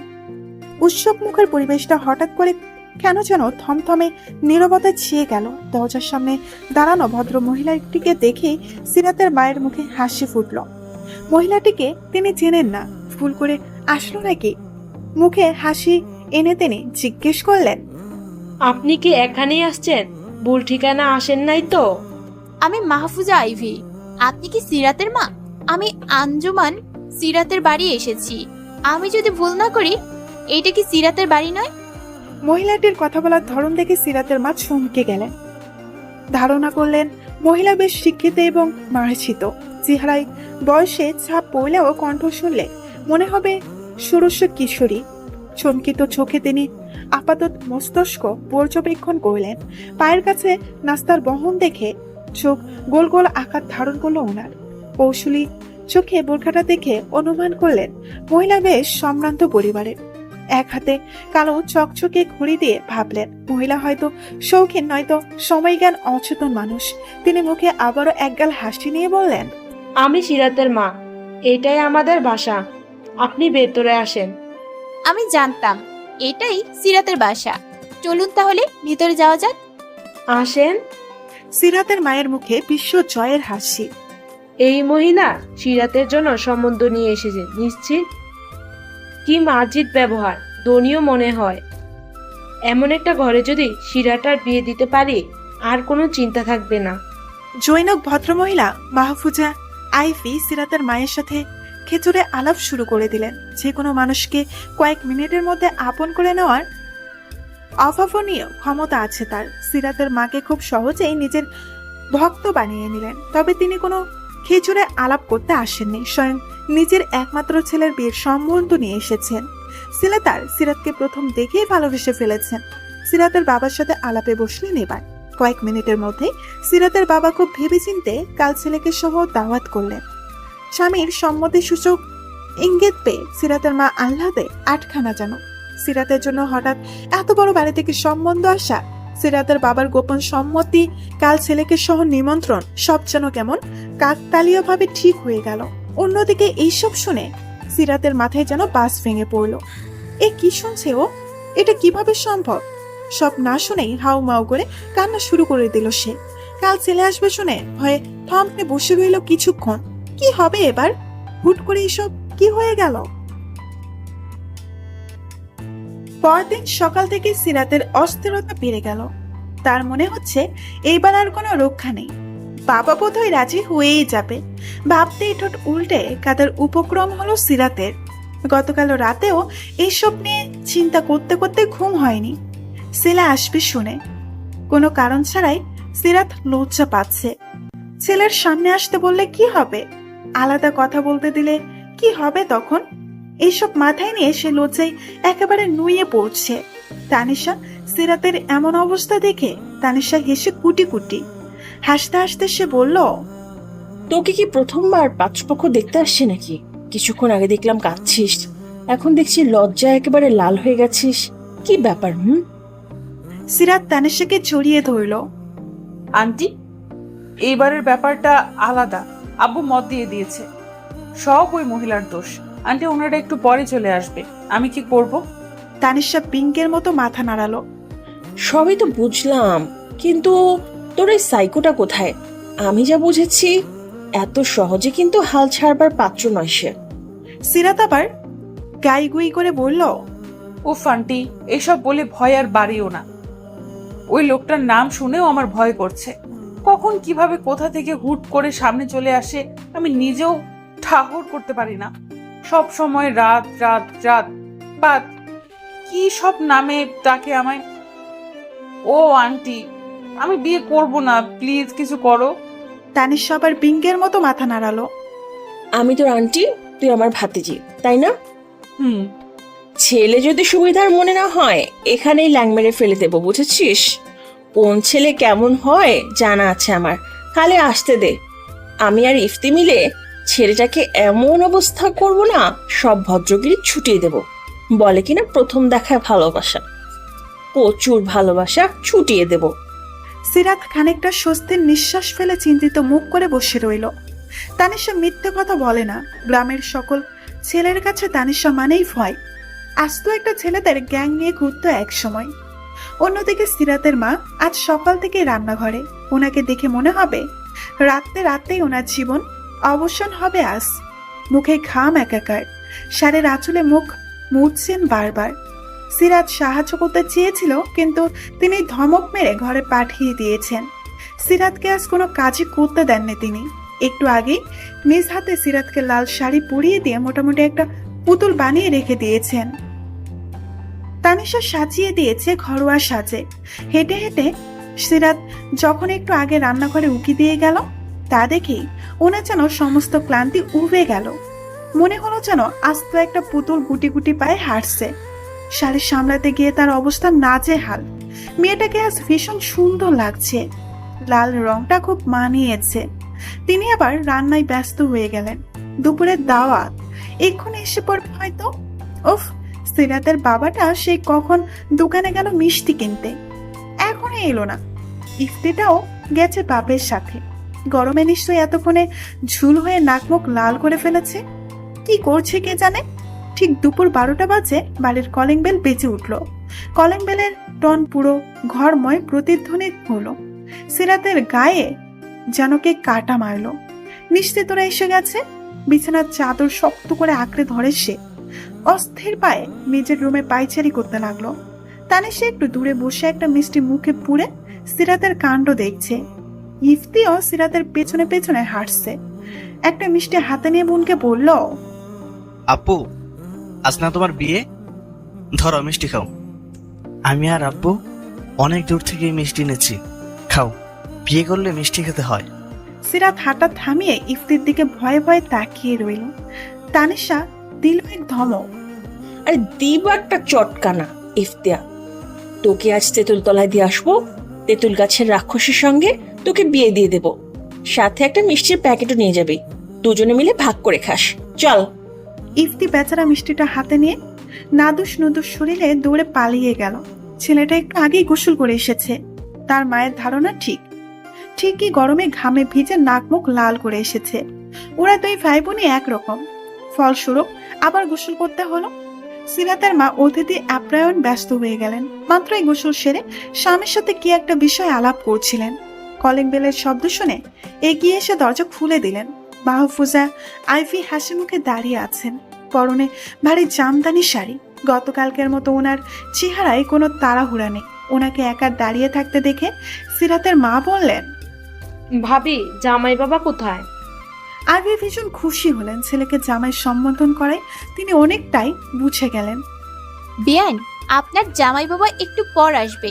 আমাকে এখানে নামিয়ে দিয়ে মহাশয় গেছে আরিয়াল ঘের থেকে মিষ্টি কিনতে। জানেন তো, ওখানকার জিনিস আমাদের শহরে এক নামে পরিচিত। এত দূর যাওয়ার কি দরকার ছিল? সিরাতের মা হাসতে হাসতে বললেন। মুখে এমন বললেও মন খুশিতে ভরে গেল। মিষ্টি তো স্থায়ী দোকান থেকেও কেনা যেত। নিশ্চয়ই ছেলেটা ভালো। তিনি জনাবা আইভিকে নিয়ে ড্রয়িং রুমে সোফায় বসলেন। ইফতি সালাম দিয়ে দরজার কোণা ধারে দাঁড়িয়ে রইল। আমি বলে সে যেত না, আজ নিজ দায়িত্বে গেল। যেটা যখন মনে আসবে তাই করবে সে, কারো কথা কানে নেবে না। হবু শ্বশুর বাড়ি বলে কথা। তারা কথা চালিয়ে যেতে লাগলো। একসময় সিরাতের মা তানিশাকে জোরে ডাক দিয়ে বললেন, তানিশা, টেবিলে জুসের ট্রেটা রেখেছি, সিরাতকে নিয়ে এখানে আয়। এদিকে সিরাতের ভয়ে হাত পা ঠান্ডা হয়ে আসছে। শাড়ির আঁচলটা মাথায় দিয়ে সে ধীর পায়ে ড্রয়িং রুমের দিকে এগিয়ে যেতে লাগলো। রীতিমতো দাঁতে কিরমির করছে সে। তানিশা ট্রে হাতে নিয়ে ফিক করে হেসে দিল। তোর মতো কনে আমি এই জীবনে দেখিনি, পাগলি একটা। এত ভয় পাওয়ার কি আছে? তানিশা এত কিছু বুঝালো, তারপরেও সিরাত মৃগী রুগীর ন্যায় কাঁপতে লাগলো। জানাবা আইফিকে সে পায়ে ধরে সালাম করে মায়ের পাশে মাথা নিচু করে বসলো। নানা প্রশ্নের উত্তর দিতে দিতে আর চোখে আশেপাশে তাকালো। কি ব্যাপার, ছেলে আসেনি নাকি? স্বস্তির নিঃশ্বাস ফেলল সে। এত কিছুর পরেও তার একটা বিষয় ভালো লাগলো, সামনে বসে থাকা ভদ্র মহিলা তাকে অন্যদের মতো হেঁটে দেখাতে বলেননি, চুলে হাত দেননি, খুব বেশি প্রশ্নও করলেন না। ভদ্র মহিলা বেশ আধুনিক মন মানসিকতার, কথার ধরন শুনে বোঝা যায়। হঠাৎ কলিং বেল বেজে উঠল। জনাবা আইফির মোবাইলে কল এলো। তার ছেলে নিচে এসেছে, মিষ্টি নিয়ে উপরে আসছে। কলিং বেল বাজার পর সিরাত তানিশার হাতটা শক্ত করে ধরলো। বুকের ভেতর টিপ টিপ আওয়াজ হচ্ছে। সবাইকে অবাক করে দিয়ে সিরাতের মা বললেন, সিরাত, তুই যা, দরজাটা খুলে দিয়ে জামাই বাবাকে নিয়ে ভেতরে নিয়ে আয়। মাহফুজা আইভিও তাল মেলালেন। হ্যাঁ মা, তুমিই যাও। সিরাতের চোখ বন্ধ করে নিজেকে শান্ত করার চেষ্টা করলো। তার মা ইচ্ছে করে এটা করেছে, বেশ বুঝতে পারছে সে। তানিশার দিকে তাকাতেই তানিশাও একটা চোখ টিপ দিয়ে বেস্ট অফ লাক জানালো। অতঃপর সিরাত শাড়ির কুচির সামনে দরজার দিকে এগিয়ে যেতে লাগলো। দেখে মনে হচ্ছে যুদ্ধে যাচ্ছে সে। কাপা কাপা হাতে দরজা খুলে দিতেই তার দিন দুনিয়া উল্টা পাল্টার উপক্রম হলো। সাবির, সিরাত অনড়ভাবে দাঁড়িয়ে রইল, চোখে মুখে বিস্ময় নিয়ে সাবিরকে দেখছে সে। সাবির সম্পূর্ণ ফর্মাল লুকে, শার্টের হাতা ফ্লোর করে সাথে মাথা নিচু করে প্যাকেট গুনছে। তার সাথে আসা লোকটাও মনোযোগ দিয়ে সাবিরকে দেখছে। সিরাত একটা ঢোক গিলা কপালে জমা বিন্দু বিন্দু ঘামগুলো মুছলো। আশ্চর্য, এই পাগলটা এখানে কি করছে? বাড়ির ঠিকানা জানলো কি করে? সাবির প্যাকেট গোনা শেষ করে মুখ তুলে তাকালো। তার চোখেও বিস্ময়ের খেল। গোল গোল চোখে সিরাতকে আপাত মস্তিষ্ক পর্যবেক্ষণ করে মুস্কিয়ে হাসলো। এদিকে সিরাতের দম বন্ধ হওয়ার উপক্রম।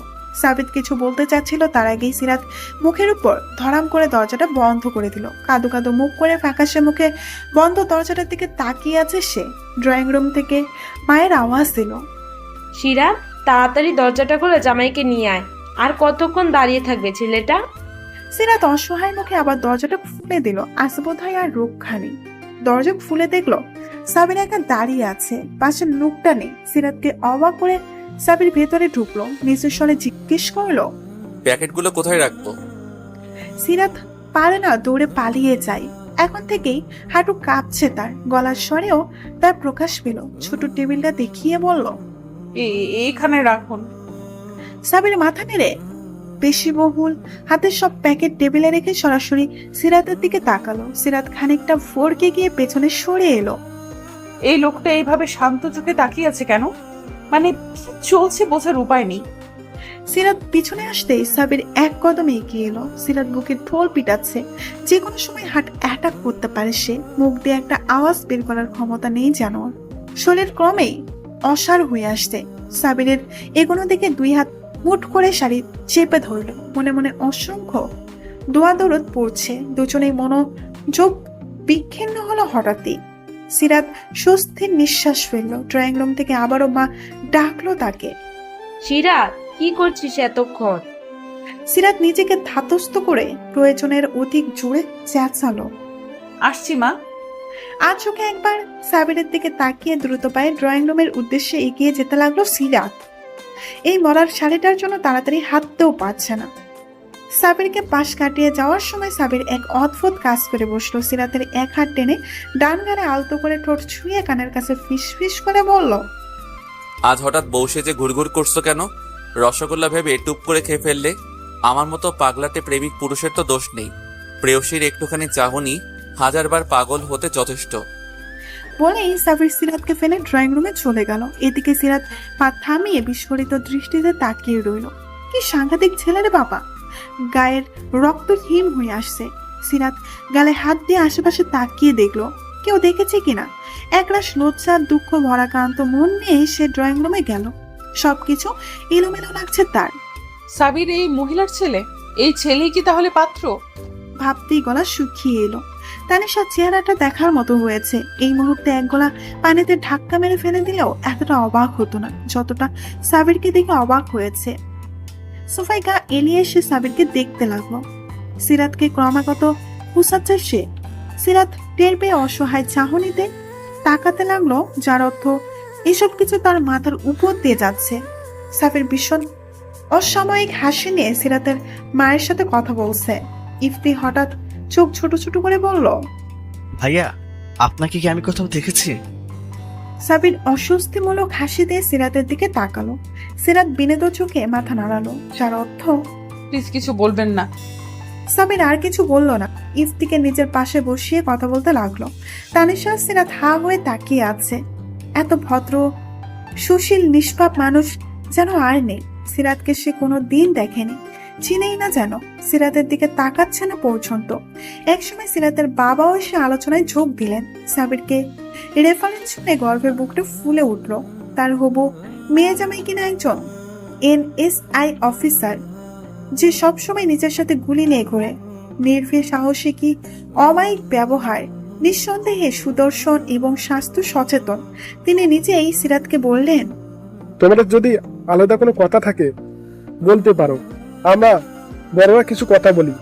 যাও, সাবিরকে নিয়ে যাও। বাবার ভয়ে চিৎকার করে বলতে পারল না। বাবা, আমার কিছু বলার নেই, আমি এখানেই ঠিক আছি। এই লোকটার মাথায় সমস্যা আছে, যে কোনো সময় তোমার মেয়েকে হার্ট অ্যাটাক করিয়ে মেরে ফেলতে পারে। বাস্তবে সিরাত এমন কিছুই বলল না। তানিশার হাত ধরে নিজের রুমের দিকে গেল। তাদের অনুসরণ করে সাবিরও পেছন পেছন গেল। তানিশার সৌজন্যতার হাসি দিয়ে সাবিরকে আসতে বলল। ড্রয়িং রুমে আসতেই তারা হাঁটা থামালো। তানিশা তীক্ষ্ণ দৃষ্টিতে বলল, আপনি তাহলে সে পুরুষ? সাবিরের ঠোঁটে হাসি বজায় রেখে বলল, জি খালা শাশুড়ি। তানিশা হতাশার নিঃশ্বাস ফেলল। এত বছরের বড় একটা ছেলে তাকে শাশুড়ি বলে সম্বোধন করাটা সহজেই হজম করতে পারল না। সাবির আবার বলল, শাশুড়ি মা, আপনার ভাতিজার সাথে একটু কথা বলবো, প্লিজ একটু প্রাইভেসি চাই। তানিশা আবারও অবাক হলো। মুখে হাসি ঝুলিয়ে সিরাতকে বলল, সিরাত, যা সাবিরকে তো রুমে নিয়ে যা। সিরাত অসহায় চোখে তাকিয়ে তানিশার চোখ দিয়ে আশ্বস্ত করলো। সিরাত সাবিরকে নিজের রুমের বেলকনিতে নিয়ে গেল। দরজাটা হা করে খোলা রেখেছে, ইচ্ছে করছে কয়েক হাত দূরে দূরে হাঁটছে সে। বেলকনির চারপাশে নজর রাখলো। তোমার বাগান? বেলকনিতে বাগান? Very nice. বিয়ের পর ছাদে বাগান করবে কেমন? সিরাত খুব খুব করে কিসে অস্বস্তি নিয়ে ঠোঁট কামড়ে ধরলো। ভীষণ লজ্জায় মরে যেতে ইচ্ছে করছে। সাবির এবার বলল, তো তোমার বাগানের গাছগুলোর সাথে আমার পরিচয় করাবে না? সিরাত মাথা নাড়িয়ে এক একটা গাছের নাম বলতে লাগলো। একটা গাছ দেখিয়ে বলল, এটা হলো নীলকণ্ঠ। এই গাছটা আমার অনেক প্রিয়। সাবির আরেকটা গাছ দেখিয়ে বলল, ওটা কি গাছ? এটা হলো টগর গাছ, সাদা সাদা ফুল ধরে। আপনি যদি কিছুদিন আগে আসতেন দেখতে পেতেন। সিরাত এবার অনর্গল মুখে বলতে লাগলো, এটা হাসনা হেনা। রাত হলে আমার পুরো রুম গন্ধে ভরে যায়। গন্ধরাজ্য আছে। আব্বুকে একটা নয়নতারা আনতে বলেছিলাম। জানেন, এটা বুলবুলির বাসা বেঁধেছে। আমার মনে হয় ওটা ডিম পারবে। আমি অনেক এক্সাইটেড। সিরাত আরো অনেক কথা বলতে লাগলো। সাবির অবাক বিস্ময়ে তাকিয়ে আছে। সিরাতের আঁচল মাটিতে গড়াগড়ি খাচ্ছে। খোলা চুলে স্নিগ্ধ মুখে হাত নাড়িয়ে নাড়িয়ে বোঝানোর অঙ্গিতে অসীম প্রফুল্লতা নিয়ে অনর্গল কথা বলেই যাচ্ছেন। সাবিরের ক্রমশ গলা শুকিয়ে আসছে। সিরাত এত কথা বলতে পারে জানা ছিল না তার। এত চঞ্চলতা আগে নজরে আসেনি। এক প্রকার ঘুরে চলে গেল। মূলত অস্বস্তি কাটাতে বাগানে নিয়ে কথা বলছিল সে। ঘোর লাগা দৃষ্টিতেই বলতে লাগলো, তো এসব গাছ কে এনে দেয়? সিরাত সাবিরের দিকে না তাকিয়ে বলতে লাগলো, ঠোঁটের কোণে কিঞ্চিত হাসির রেখা রেখে, আব্বু আনে, আমি আনতে বলি। টপ কে আনে? বেশিরভাগ আব্বু এনে দেয়, তবে আমিও কলেজ থেকে আসার সময় কিনে আনি। ভাবছি একটা বেলি ফুলের চারা আনবো, অনেক ভালো হবে, তাই না? সিরাত এবার সাবিরের দিকে তাকালো। সাবিরের অন্যরকম দৃষ্টি দেখে তার চাঞ্চলতা হারিয়ে গেল। ভর করলো একরাশ লজ্জা। চুল ঠিক করার বাহানায় সে অন্যদিকে ঘুরে গেল। সাবির নিঃসন্দেহে হেসে সিরাতকে কাছে টানলো। সিরাত ভয়ে ভয়ে এদিক ওইদিক তাকাচ্ছে, মুখ বন্ধ হয়ে গেছে। সাবির সিরাতকে নিজের দিকে ঘুরিয়ে সামনে চুলগুলো কানে গুজে দিতে দিতে আকুল কণ্ঠে বলল, রাত, প্লিজ বিয়েতে রাজি হয়ে যাও। আমি তোমাকে কিভাবে এক্সপ্লেইন করব জানি না। How much I love you. আমি জানি তুমি পড়তে চাও। বিশ্বাস করো, তুমি যা চাও তাই হবে। আমি তোমাকে বাধা দেব না। তুমি বিয়েতে অমত করো না। সিরাত কিছু না বলে মাথা নিচু করে শুনতে লাগলো। ইভেন দো মা যে এখানে আসবে আমি জানতামই না। কাল তোমার কথা মাকে বলেছিলাম। বাসার ঠিকানা নিয়ে যে এখানে আসবে আমার ধারণাতেও ছিল না। তোমাকে খুব পছন্দ হয়েছে সবার। I am sorry. তোমার বিয়ে যদি আমার সাথে না হয় আর কারোর সাথে হতে দেব না। সিরাত শুধু বিড়বিড় করলো। আপনার মা আপনার চেয়েও ফার্স্ট। সেদিনের মতো সাবির আর তার মা চলে গেল। জসিরাতের বাবা বিয়েতে মত দিয়ে দিয়েছেন। তিনি সাবিরকে মেয়ে জামাই করতে রাজি। শুধু তাই নয়, আগামী মাসেই সাবিরের মা সিরাতকে বউ করে ঘরে তুলতে চান। সাবিররা চলে যাবার পর সিরাতের মা পুরো বিল্ডিং এ মিষ্টি বিলি করলেন। অন্যদিকে সব শুনে সিরাত তপ্তা মেরে বসে পড়ল ফ্লোরে। কোনো প্রতিক্রিয়া করছে না দেখে তানিশা তার হাত ধরে ঝাঁকাতে লাগলো। তবুও সিরাত নির্বাকার হুট করে বলে বসলো, আন্টি আমাকে মেরে ফেলো, আমি ওই পাগলকে বিয়ে করতে পারবো না। শুধু ওই পাগলকে বিয়ে কেন, আমি এখন বিয়েই করবো না, আমি পালিয়ে যাব। তানিশা ব্যাপারটাকে হালকাভাবেই নিল, কারণ সিরাত মুখে অনেক বড় বড় কথা বলে কিন্তু কাজের বেলায় ফাঁকা। পাগল হয়ে গেছিস? আন্টি তুমি খেয়াল করেছো মা বাবা কেউ আমার কোনো মত নেয়নি? আমার কি কোনো কথা থাকতে পারে না? আমি এত পর হয়ে গেছি, আমি পালিয়ে যাব আন্টি, সত্যিই পালিয়ে যাব। তুই যাই বলিস ভাই, সাবিরের কিন্তু দম আছে, মানতেই হবে। ভাবা যায় সেদিন তোকে এক পলক দেখার জন্য একেবারে গ্রামে গিয়ে হাজির হয়েছিল। যাকে তুই তো ঠিক মতো চিনতিসই না, সেই ছেলেটাই আজ তোর হবু বর। তুই যেমন বিহেভ করিস, ছেলেটা কিন্তু মোটেও খারাপ না, ভালোবাসে তোকে। সিরাত এবার চোখ গরম করে তাকালো। আন্টি আমাকে কনভিন্স করার চেষ্টা করবে না, থাক, তুমিও আমার কথার গুরুত্ব দিচ্ছ না। আরো কয়েকটা দিন গেল। সিরাত সেই দিনের পর থেকে আর কলেজে যায়নি। না, কেউ মানা করেনি, ইচ্ছে করেই যাচ্ছে না। শেষমেশ থাকতে না পেরে তার মা বলল, কি রে, কলেজে যাচ্ছিস না কয়দিন? সিরাত গলা উঁচু করে বলল, কলেজে গিয়ে কি হবে মা, এমনিতেও বিয়ে হয়ে যাবে। পড়ালেখা থেকে মন উঠে গেছে তাহলে? মন থেকে কি হবে মা, এমনিতেও বিয়ে হয়ে যাবে। সাবির তোকে কল করলে রিসিভ করিস না কেন? কথা বলে কি হবে মা, এমনিতেও বিয়ে হয়ে যাবে। কথাটা বলেই জিভ কাটলো সিরাত। কি বলতে কি বলে ফেলেছে। ইস, মাথা নিচু করে নিজের রুমে চলে এলো। তানিশা মাত্রই তার বরের সাথে কথা বলে বারান্দা থেকে এসেছে। সিরাতকে লজ্জা পেতে দেখে ভ্রু উস্কিয়ে এলো তার।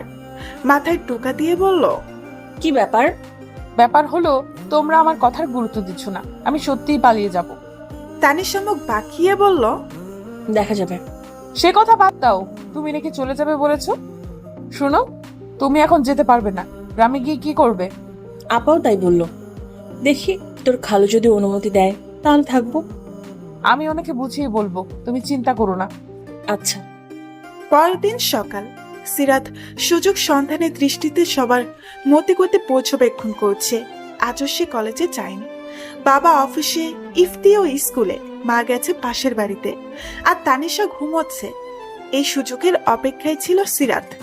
তার কথাকে আজ কাজে পরিণত করবেই করবে, আজ বাড়ি থেকে পালিয়ে যাবেই যাবে।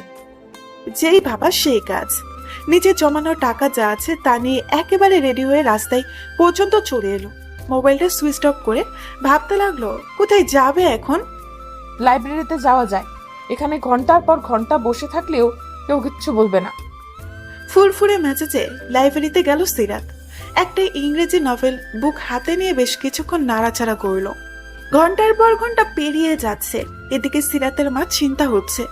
মা চিন্তায় এতক্ষণে বাড়িতে চলে এসেছে। তানিশা আন্টি জেগে গেছে। বাবাকে কল করে বলে দিয়েছে ইফতি হয়তো কান্না শুরু করে দিয়েছে। থানায় গিয়ে ডায়েরি করেছে। পত্রিকায়ও তার ছবি দিয়ে নিখুঁত সংবাদ ছাপা হয়েছে। ধুর, এসব কি ভাবছে সে? একটু বেশি হয়ে গেল না? একরাশ দ্বিধা নিয়ে মোবাইলটা অন করলো। 20 মিনিট পার হয়ে গেল কিন্তু কেউ কল করলো না। কি ব্যাপার? এতক্ষণে তো সখানে কল আসার কথা। ভেবে চিন্তা আবার মোবাইলটা অফ করে আশেপাশে তাকালো। লাইব্রেরিয়ান ছেলেটাকে কেমন চোখে যেন তাকাচ্ছে। এদিক খিদেই পেট চুচু করছে। দুপুর তো সেই কখন পেরিয়ে গেছে। একটা সস্তা রেস্টুরেন্টে ঢুকে সিরাত দুপুরের আহার সারলো। রাস্তার ফুটপাথ ধরে হাঁটতে হাঁটতে ভাবতে লাগলো, এখন কি করা যায়? কেন যে পালিয়ে এলাম? বাড়িতে সবাই কি আমাকে ভুলে গেছে? কোথায় যাব এবার? ইয়েস, শিলার বাড়িতে যাওয়া যায়। আন্টি আমাকে অনেক দিন হলো যেতে বলেছে। শিলার সাথেও কথা হয় না অনেকদিন। এই ফাঁকে ওখান থেকেই ঘুরে আসি বড়। একটা রিকশায় চেপে সিরাত এবার শিলার বাড়িতে চলে গেল। দুই বান্ধবী মিলে অনেকক্ষণ গল্প করলো। শিলার মা সিরাতকে ভীষণ পছন্দ করে। এমন শান্তশিষ্ট মেয়ে আর একটা ম্যাগনিফাইং গ্লাস দিয়ে খুঁজলেও পাওয়া যাবে কিনা সন্দেহ। সেই শান্ত বিশিষ্ট লেজহীন বিশিষ্ট সিরাত নামের মেয়েটা যে বাড়ি থেকে পালিয়ে এসেছে শুনলেই বুড়ো বয়সা হার্ট অ্যাটাক করতে হতো ওনাকে। সন্ধ্যার সময় সিরাত এবার গাইগুই শুরু করেছে। কি করবে বুঝতে পারছে না। মনের ভিতর কুটাচ্ছে, বাড়ি যেতে ইচ্ছে করছে। মাস ওর ঠ্যাং ভেঙে ফেলবে নির্ঘাত। বাবা মিনিটে মিনিটে একটা করে চড় মারবে। তানিশা আন্টিও হয়তো রাগ করে কথা বলবে না। রাগে দুঃখে সিরাত কেঁদে দিল। আকাশ সম রাগ নিয়ে সিরাত এক ভয়ঙ্কর কাণ্ড করে বসলো। মোবাইল অন করে সরাসরি সাবিরকে কল করলো। উপাস থেকে রিসিভ হতেই পোকাশোকা কণ্ঠে বলল, শুনেন, আপনারা জন্য আমি বাড়ি থেকে পালিয়ে এসেছি। সব আপনার দোষ। এখন আপনি এর দায়ভার নেবেন। আমাকে বাড়ি পৌঁছে দিয়ে আসবেন। সিরাত নিজের কণ্ঠস্বরকে কঠিন করার চেষ্টা করলো, কিন্তু সে সক্ষম হলো না। আগের মতোই কঠিন শোনালো। এতে নিজের উপর আরো রাগ এসে জমা হলো। ফোনের উপাস থেকে সাবির কমল গড়াই তাকে কয়েক দফা অবাক করে দিয়ে বলল, জান, এসব কথা নিচে এসে বলো। আমি তোমার জন্য সেই কখন থেকে অপেক্ষা করছি জানো। তাড়াতাড়ি এসো। সিরাত অবাকের শেষ পৌঁছায় গিয়ে হা করে রইল। মানে কি, মজা করছে নাকি আবার? মিনিট খানেক চুপ করে আবার বলল, আপনি কি আমার সাথে মজা করছেন? মজা করবো কেন রে বাবা? আমার অলরেডি ঘুম পাচ্ছে, প্লিজ। সাবিরের কণ্ঠে এবার বিরক্তির প্রকাশ পেল। সিরাত কল কেটে তড়িঘড়ি শিলাকে বিদায় জানিয়ে নিচে এলো। এদিক ওইদিক উকি দিয়ে সাবিরের কোনো ছায়াকেও দেখতে পেল না। সিরাত রাগ নিয়ে আবার কল করলো সাবিরের ফোনে। আশ্চর্য, এতক্ষণ ফোন অন করার পরেও বাড়ি থেকে একটাও কল এলো না। কেউ না করুক, তানিশা আন্টিও এমন করলো? সত্যি কি সবাই ভুলে গেছে? সিরাতকে মোবাইল কানে দিতেও হলো না। তার আগেই সাবির একটা গাড়ির ভেতর থেকে বেরিয়ে এলো। সাবিরকে দেখেই সিরাত কাছুমাছু করে মোবাইল ব্যাগে রেখে মাথা নিচু করে রইল। এই লোকটাকে দেখলেই তার সব ছেড়ে ছুঁড়ে পালিয়ে যেতে ইচ্ছে করে। বুকের অসম্ভব পরিমাণে ঢোল পিটায়। হার্টবিট বেড়ে গিয়ে অস্বাভাবিক হারে লাফাতে শুরু করে। তখন মনে হয় ওই টিপ টিপ শব্দটা তার আশেপাশে থাকা প্রত্যেকটা মানুষ শুনতে পাচ্ছে। লজ্জায় নুয়ে পড়তে চায় সিরাত। সাবির তাকে তাড়া দিল। সবার দ্বারা সবকিছু হয় না রাত। সারাদিন এদিক সেদিক ঘুরে বেড়ালে আর শেষে কি হলো? তোমার দৌড় কত দূর আমার জানা আছে। তাড়াতাড়ি তোমাকে বাসায় পৌঁছে দিতে হবে। তোমার বাবা আমার মাথা খেয়ে ফেলেছে। সিরাতকে আবার অবাক হতে হলো। আপনি সবকিছু জানতেন? সিরাতকে গাড়িতে উঠিয়ে সাবিরও পাশে বসলো। সামনে ড্রাইভার গাড়ি ড্রাইভ করছে। সাবিরের চোখে মুখে চিন্তার রেখা। ভ্রু কুঁচকিয়ে ড্রাইভারকে একের পর এক ধমক মেরে চলেছে সে। শান্ত, তোকে আমি বলেছিলাম শর্টকাট রোড দিয়ে যেতে। গাড়ি ঘোড়া তাড়াতাড়ি। কটা বাজে দেখেছিস? তোকে সাথে আনাটাই বোধহয় ভুল হয়েছে। ডিসগাস্টিং। সাবিরের এমন ব্যবহার দেখে সিরাত ভয় পেয়ে গেল। ভয়ে নিজেকে খানিকটা গুটিয়ে নিল। সাবিরের এমন ব্যবহার আজই প্রথম দেখছে সে। শান্ত নামে ছেলেটা তো টু শব্দটাও করলো না। সিরাত হলে নিশ্চিত কেঁদে দিত। এই লোকটাকে তো সেদিনই সে আর তানিশা মিলে অনেক কথা শুনিয়েছিল। বিশেষ করে তানিশা থাপ্পড় মারবে বলেছিল, তবুও সাবির কিছু বলেনি। আর আজ সামান্য একটা ব্যাপারে সাবিরের এত রাগ। রাত, তুমি কিছু খেয়েছো? কিছু কিনে আনবো? কোল্ড ড্রিঙ্কস, বার্গার, স্যান্ডউইচ খাবে? সিরাত মাথায় এদিক ওদিক করে না বোঝালো। সাবির শান্ত হলো না, আবার বলল, পানি খাবে? এই শান্ত, তোর পাশে আমি ফ্রেশ ওয়াটার রেখেছিলাম, দেখ তো। সিরাত অনুভব করলো আসলেই গলাটা শুকিয়ে একেবারে গ্রীষ্মকালের ক্ষমার মতো ফাটা চৌচির হয়ে গেছে। পানি এগিয়ে দিতেই ঢক ঢক করে বোতলের অর্ধেক পানি সাবার করে ফেললো। সাবির সিটে মাথা ঠেকিয়ে এক হাত চুল আঁকড়ে ধরে প্রশান্তির দৃষ্টিতে তাকিয়ে আছে। চোখে মুখে বিরাজ করছে মুগ্ধতা। বোতলে মুখ দিয়ে পানি খেতে গিয়ে ঠোঁটের কান্নিস বেয়ে পানি গড়িয়ে গলা পর্যন্ত ভিজে গেল সিরাতের। তবুও কোনো হেলদোল নেই তার। অন্য কেউ হলে নিশ্চয়ই মেকআপ, টিস্যু, লিপস্টিক নিয়ে ব্যস্ত পড়ত। একটা মেয়ে এতটা সাধারণ কিভাবে হতে পারে? তার ভয়ে ভয়ে তাকানো, ফিদু চোখে চাহনি, হুট করে হাসি, আদো আদো আলোতেও উজ্জ্বল হওয়া মুখশ্রী যা সবার চেয়ে আলাদা করে তোলে সিরাতকে। সাবির অতি কষ্টে চোখ সরিয়ে বাহিরে দৃষ্টি রাখলো। এভাবে তাকিয়ে থাকতে দেখলে এই মেয়েটা আবার ভয় পেতে পারে। কেন যে এত অল্পতেই ভয় পেয়ে যায়? সিরাত পানি খেয়ে হাতের উল্টো পিঠ দিয়ে ঠোঁট মুছে সাবিরের দিকে তাকালো। সাবিরের একটা হাত তার দিকে এগিয়ে আসছে। সিরাত মনোযোগ দিয়ে তাকিয়ে রইল। গাড়ির ভেতরে আলো নেই। শহরের রাস্তা, আশেপাশে সোডিয়াম লাইটের আলোতে একটু একটু যা দেখা যায় তাতেই দেখতে পেল সাবিরের হাতটা আস্তে আস্তে তার ডান হাতের 5টা আঙুল দখল করে নিল। অথচ সাবির এখনো বাইরেই তাকিয়ে আছে। দেখে মনে হবে সে সিরাতের হাত ধরেইনি। সিরাত হাতটা সরাতে চাইলো কিন্তু পাইল না। ক্রমেই সাবির আরো শক্ত করে ধরলো তার হাতকে। সিরাতের কাঁপাকাঁপি বেড়ে গেল। পায়ের আঙুল সংকুচিত হয়ে আসছে। অন্য হাত দিয়ে জামা শক্ত করে মুঠ করে ধরে নিজেকে আয়ত্তে আনার চেষ্টা করলো সে। সামনে শান্ত নামের ছেলেটা আছে।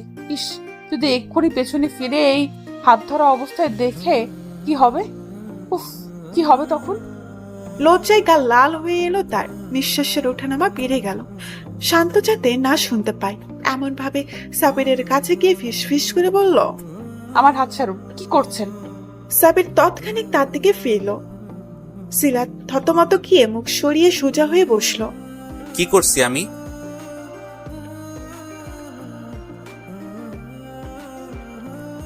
সিরাত আতঙ্কা নিয়ে সামনে তাকালো। সিরাতের কোনো জবাব না পেয়ে সাবির আবার বলল, তোমার হাত ধরেছি তো কি হয়েছে রাত?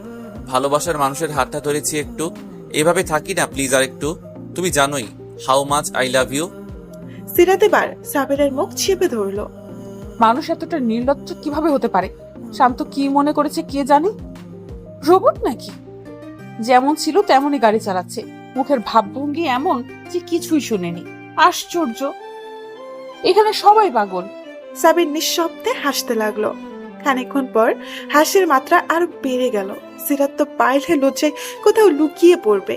অবশেষে তারা বাড়িতে পৌঁছালো। সিরাত ভয়ে ভেতরে ঢুকছে না। আল্লাহ, আমার কি হবে এখন? আজ আমি শেষ। সিরাত কান্না মুখ করে বিড়বিড় করতে লাগলো। সাবিরের দিকে চোখ যেতেই দেখলো লোকটা আবার মিটি মিটি হাসছে। সিরাত চোখ বড় বড় করে বলল, আজব, আপনি হাসছেন কেন? কই না তো। আমি স্পষ্ট দেখলাম। সাবির একটা দীর্ঘশ্বাস ফেলল। আশ্বস্তের ভঙ্গিতে বলল, ডোন্ট ওয়ারি রাত, তোমার পরিবারের সবাই জানে যে আজ সারাদিন তুমি আমার সাথে ছিলে। আমরা একসাথে ঘুরে বেরিয়েছি, দুপুরে লাঞ্চ করেছি, শপিং করেছি, আরো অনেক কিছু। আফসোস যদি এমন হতো। বাদ দাও, সামনে হবে ইনশাল্লাহ। তুমি এখন থেকে একদমই কোনো বিষয় নিয়ে চিন্তা করবেন না। আমি সবসময় তোমার সাথে, তোমার পাশে আছি। আমার শ্বশুর অনেকদিন ধরে তোমাকে আগলে রেখেছে এই বাইরের জগৎ থেকে। আমি অনেক থ্যাঙ্কফুল উনার কাছে যে তুমি এখনো পবিত্র, স্বচ্ছ, পরিষ্কার। আই লাইক ইউর সিম্পলিটি, আর যা আমাকে সবসময় তোমার দিকে টানে। লাভ ইউ সিরাত, আমি সত্যি তোমাকে অনেক বেশি ভালোবাসি, তোমাকে অর্ধাঙ্গিনী হিসেবে পেতে চাই। সিরাত অবাক হয়ে সাবিরের দিকে তাকিয়ে আছে। সাবিরের কথা সে বুঝেছে কিনা বোঝা গেল না, পুরোটা সময় সে শুধু ভাবলো লোকটা এত সুন্দর গুছিয়ে কথা বলতে পারে কেন? এত সুন্দর কেন আপনি? সাবির চলে যাবার পর সিরাত বাড়িতে ঢুকলো। মা বাবা খুশ গল্পের মতো তানিশা ইফতিকে হোমওয়ার্ক করাতে ব্যস্ত। সবাই সিরাতকে দেখলো কিন্তু কোনো প্রতিক্রিয়া করলো না। রাগে দুঃখে সিরাতের কাঁদতে ইচ্ছে হলো। এত কষ্ট করে সে আজ পুরো শহর ঘুরে এলো, লজ্জা শরম মাথা খেয়ে সাবিরকে কল করে এত কাহিনী করলো, শেষ পর্যন্ত কিনা তার এই পরিণাম। কেউ তার কোনো কেয়ারই করলো না। সব দোষ ওই সাবির কাবিরের।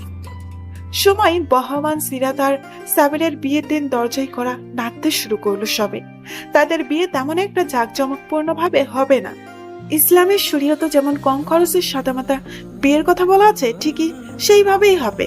সাবিদের বাবা দেশে নেই, বিয়েতে থাকতে পারবে না। তিনি দেশে ফিরলেই রিসেপশন করা হবে বড় সড়ো করে। সিরাত এমন প্রায় সময় মনমরা হয়ে বসে থাকে, ঠিক মতো খায় না, কলেজেও যায় না, সাবিরের সাথে ইচ্ছে করেই কথা বলে না। ভয়ে দিন দিন কেমন যেন আড়ষ্ট হয়ে যাচ্ছে। সাবিরকে সে ভয় পায়, খুবই ভয় পায়। তাদের যে বিয়ে হবে, একই বাড়িতে একই ছাদের তলায় থাকবে, সেটা মেনে নিতে পারছে না। সাবির কল কইলে কেটে দেয়। সাবিরের সাথে কথা বলার জন্য বোধ হয় বাবা তার বাটন ফোনটা নিয়ে একটা বেশ দামি মোবাইল কিনে দিয়েছে। একদিন হলো কি, রাতে খাওয়া দাওয়ার পর ঘুমানোর সময় সাবিরের কল এলো। সিরাত প্রতিদিনের ন্যায় কল কেটে ঘুমাতে ব্যস্ত।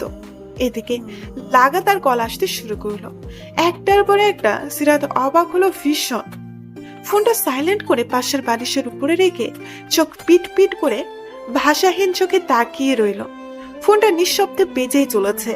একবার কল কেটে যাওয়ায় আবার এলো, আবার মোবাইলের স্ক্রিনে স্পষ্ট লিখে আসছে বারবার, সাবির ইজ কলিং ইউ। সিরাত মনে মনে বলল, আপনার একটুও বিরক্ত লাগছে না এভাবে কল করতে? আসলেই আপনি পাগল। একসময় সিরাত ঘুমিয়ে গেল, রাতটা ওইভাবেই কাটিয়ে দিল। সকালে ঘুম ভাঙতেই সিরাতের নজর গেল পাশের বালিশের উপর রাখা ফোনটার দিকে। ভালো করে তাকাতে আটকে উঠল সে।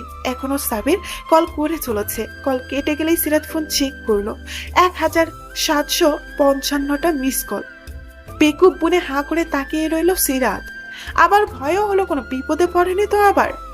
বেস্তিত্ব সে কল রিসিভ করলো, অবাক কণ্ঠে বলল, আপনি কি পাগল? ওপাশ থেকে সাবিরের শান্তমাখা কণ্ঠ কানে এলো তার। কেন এত কষ্ট দাও আমাকে? ওয়াই রাত, লাভ ইউ, প্লিজ একবার দেখা করো। সিরাত কলটা কেটে দিয়ে থতমত মুখে তাকিয়ে রইল। এরপর আর কোনো কল এলো না। ভাবতেও অবাক লাগে, সারাদিন এক নাগারে কল করে চলেছে ছেলেটা। কি ভীষণ জেদি। গ্রাম থেকে আত্মীয়রা আসতে শুরু করেছে। সারাদিন গান বাজনা হই হুল্লোড়ের মাঝে ডুবে আছে সবাই। অথচ যাদের ঘিরে এত আয়োজন, তাদের ভেতরে কিছুই ঠিক নেই। মা ইদানিং সিরাতের ভীষণ যত্ন করছে। শাড়ি পরা শিখাচ্ছেন, যত্ন করে খাওয়াচ্ছেন, রান্না করাচ্ছেন, কাঁচা হলুদ মাখিয়ে সিরাতকে নিজের সামনে বসিয়ে রাখেন। রোদে তো বাইরে হতে দেন না। সিরাতের গায়ের রং খুলে যাচ্ছে দিন দিন। যদিও আগের থেকেই সে সুন্দরী, তবুও এখন যেন অন্যরকম লাগে। মামিরা বলেছে বিয়ের ফুল ফুটলে মেয়েদের অন্যরকম সুন্দর লাগে। সিরাত লজ্জায় এতটুকুই হয়ে যায়। রাতে খাওয়ার সময় সিরাতের মা বললেন, আগামীকাল সাবিরের মা আসবে। এখান থেকে সিরাতকে নিয়ে শপিং মলে যাবে। সিরাতের পছন্দসই গহনা আর কিছু জামা কাপড় কিনবে।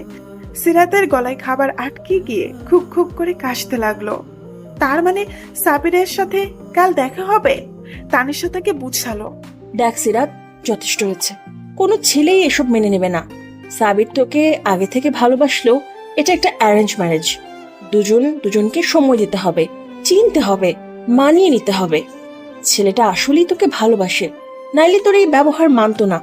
ভেবে দেখেছিস, তোর এত অবহেলার পরও সাবির কোনো প্রতিবাদ করেনি। তার মা বা এবারে কাউকে কিচ্ছু জানায়নি। তোর ভাগ্য ভালো বলেই এত কিছু করতে পারছিস। তানিশা আরো অনেক কিছু বুঝালো, কিন্তু কাজ হলো না। সিরাত থ মেরে বসে রইল।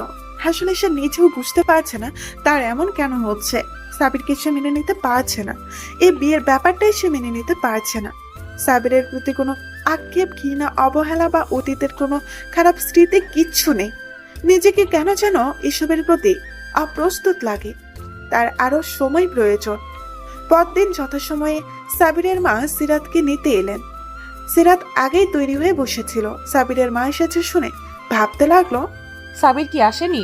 ড্রয়িং রুমে শুধু সাবিরের মাকে দেখা গেল। সিরাতও আগ বাড়িয়ে সাবিরের কথা জিজ্ঞেস করলো না। ঠোঁটের কোণে এক টুকরা হাসি বুলিয়ে সিরাত নিচে নেমে এলো। যাওয়ার আগে তানিশা ফিস ফিস করে বলল, সাবিরের সঙ্গে সব ঠিক করে নিতে, আর কয়দিন বাদে বিয়ে, এমন দূরত্ব আর মানা যায় না। নিচে নেমে সিরাত ছটকা খেলো। সাবির এসেছে, উপরে গেলে কি হতো? মনে মনে অবাক হলেও মুখে প্রকাশ করলো না সিরাত। গাড়ির সামনে তাকাতেই সাবির তাদের জন্য ডোর খুলে দিল। সাবিরের মা আইফের গাড়িতে বসলেন। সিরাত গাড়িতে উঠে বসতেই সাবির ডোর লক করে দিল। সিরাতের চোখ আপনা আপনি সেদিকে চলে গেল। সাবির কাতর দৃষ্টিতে তাকিয়ে আছে, হাজারো অভিমান নিয়ে এক নজরে তাকিয়ে আছে সিরাতের দিকে।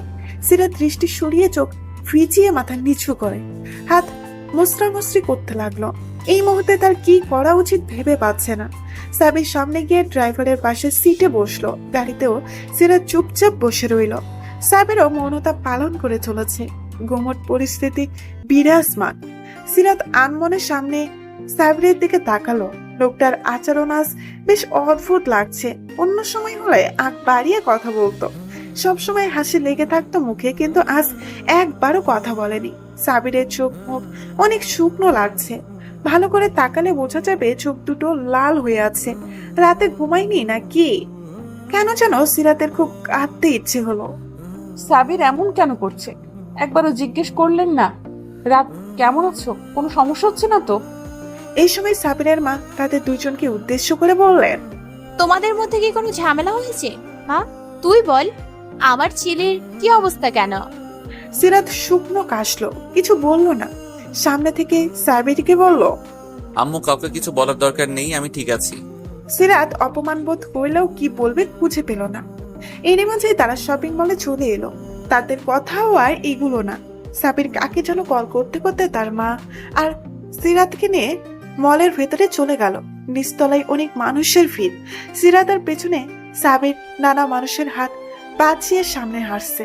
সাবিরের চৌড়া বুকের সাথে সিরাতের মাথার সংঘর্ষ হচ্ছে পাহাড় পার। সিরাত অস্বস্তিতে মাটিতে মিশে যেতে চাইল। উপরের তলায় আসতেই ভিড় কমলো। নানা দোকান ঘুরে ফিরে জিনিস কিনছে সাবিরের মা। একটা লোক এসে যোগ দিল তাদের সাথে। লোকটাকে সিরাত চেনে না। সে ফর্মাল ড্রেসে শপিং মলের প্যাকেটগুলো নিয়ে তাদের সাথে হাঁটছে। গয়নার দোকানে ঢুকতেই সাবিরের মা বললেন সিরাতের নিজের পছন্দ মতো ডিজাইন চুজ করতে। তীব্র অস্বস্তি নিয়ে সিরাত বলল যা ইচ্ছে কিনতে। তার পছন্দ ভালো লাগে না। এই সময় সাবির তার পাশে এসে দাঁড়ালো। তুমি কি আমার জন্য আনইজি ফিল করছো? চলে যাব? সিরাত অসহায় চোখে তাকালো। সাবিরের আজকের ব্যবহারের সাথে সম্পূর্ণ পরিচিত সে। সাবির আবার বলল, শুনেছি কেনাকাটার ব্যাপারে মেয়েরা খুব সচেতন। একটা জিনিস কেনার জন্য 10 দোকান ঘুরবে। তুমি তো এমন কিছুই করলে না। অন্তত গয়না কি পছন্দ তা তো বলো। সিরাত হুট করে বলল, আপনারা অনেক বড় লোক, তাই না? সিরাতের কথা শুনে সাবির জোরে জোরে হাসতে লাগলো। এই মেয়েটা এমন কেন? রাগ করেও থাকা যায় না। হাসি থামিয়ে বলল, তা তো, সাবির খুব গরিব মানুষ, কিন্তু সিরাতের বরের অনেক টাকা। সিরাত আগামাথা কিছুই বুঝলো না। অবশেষে সিরাত আর সাবিরের মা দুইজন মিলে সিরাতের গয়না পছন্দ করলো। সিরাত শুধু তাদের হ্যাঁতে হ্যাঁ আর নাতে না বিনিয়াচ্ছে। সমস্ত কেনাকাটা শেষ। একটা ভালো রেস্টুরেন্টে খাওয়া দাওয়া সারলো তারা। সাবির ওই লোকটার সাথে প্যাকেটগুলো গাড়িতে রাখার জন্যই নিচে গেল। এখন টেবিলে আছে শুধু সাবিরের মা আর সিরাত। সিরাত সেই কখন থেকে টেবিলে নাক করছে, কোথাও মনোযোগ নেই তার। সাবিরের মা তা অনেকক্ষণ আগে থেকেই খেয়াল করে আসছে। তিনি তীক্ষ্ণ চোখে বললেন, তোদের মধ্যে সব ঠিকঠাক আছে তো? সিরাত বিষমকে অপ্রস্তুত হাসলো। শোনো মেয়ে, কিছু কথা বলি, মনোযোগ দিয়ে শোনো। একটা ছেলে তোমার কথা ভেবে দিন রাত পার করে, যার ঘরের দেয়ালে দেয়ালে শুধু তোমার ছবি। তোমার একটু কষ্ট যার সহ্য হয় না, আর একটু হাসিতে যার মুখে হাসি ফুটে। তোমাকে সন্তর্পণে আগলে রাখার যার সুখ, সে অন্তত আর কিছু পারুক না পারুক তোমাকে প্রচন্ড ভাবে ভালোবাসতে জানে। সময় থাকতে মানুষটাকে হাত করে নাও। এমন না হয় যে পরে পস্তাতে হবে। পরিপূর্ণভাবে ভালোবাসার জন্য এই জীবনটা খুব ছোট। কয়েক বছর ধরে আমার ছেলেটা ঠিকমতো ঘুমাচ্ছে না, খাবার খায় না, আমার সাথে ভালো মতো কথাও বলে না। আমি মা, আমি বুঝি আমার ছেলেটা তোমাকে পাগলের মতো ভালোবাসে মা। সাবির আমার ছেলে বলে বলছি না, যেদিন প্রথম তোমাদের বাড়ি এলাম তার আগে কি হয়েছে শুনবে? সাবির আমার পা জড়িয়ে ধরে বলল, আম্মু আমি সিরাতকে চাই, প্লিজ ওকে এনে দাও। আমি তোমার অবস্থা বুঝতে পারছি, সময় নাও, তবে বেশি করে না। তাকে একবার সুযোগ দাও নিজেকে প্রমাণ করতে। সিরাত কিছু না বলে মাথা নিচু করে নিঃশব্দে কাঁদতে লাগলো। সিরাতের মা আবার বললেন, আমি কিছু একটার বাহানায় চলে যাচ্ছি, আমার ছেলে আসছে, তোরা কথা বল নিজেদের মাঝে। বোকামে কাঁদতে হয় না। আচ্ছা আমি যাই, হ্যাঁ। সাবিরের মা চলে যাবার পর সিরাত একই ভাবে বসে রইল। ওই লোকটা সাথে নেই, হয়তো চলে গেছে। রেস্টুরেন্টে তেমন ভিড় নেই, কয়েকজন ওয়েটার হাঁটা চলার আওয়াজ আর ডিশের টুংটাং আওয়াজ ছাড়া কোনো শব্দ নেই। এমন একটা পরিবেশে কান্নারত সিরাতকে বড্ড বেমানান লাগলো। দূর থেকে সাবিরকে আসতে দেখে সিরাত তাড়াতাড়ি টিস্যু দিয়ে চোখের পানি মুছে নিজেকে স্বাভাবিক করার চেষ্টা করলো। তার কানে সাবিরের মা আইভির কথা বাজছে, তিনি ফুল কিছু বলেননি।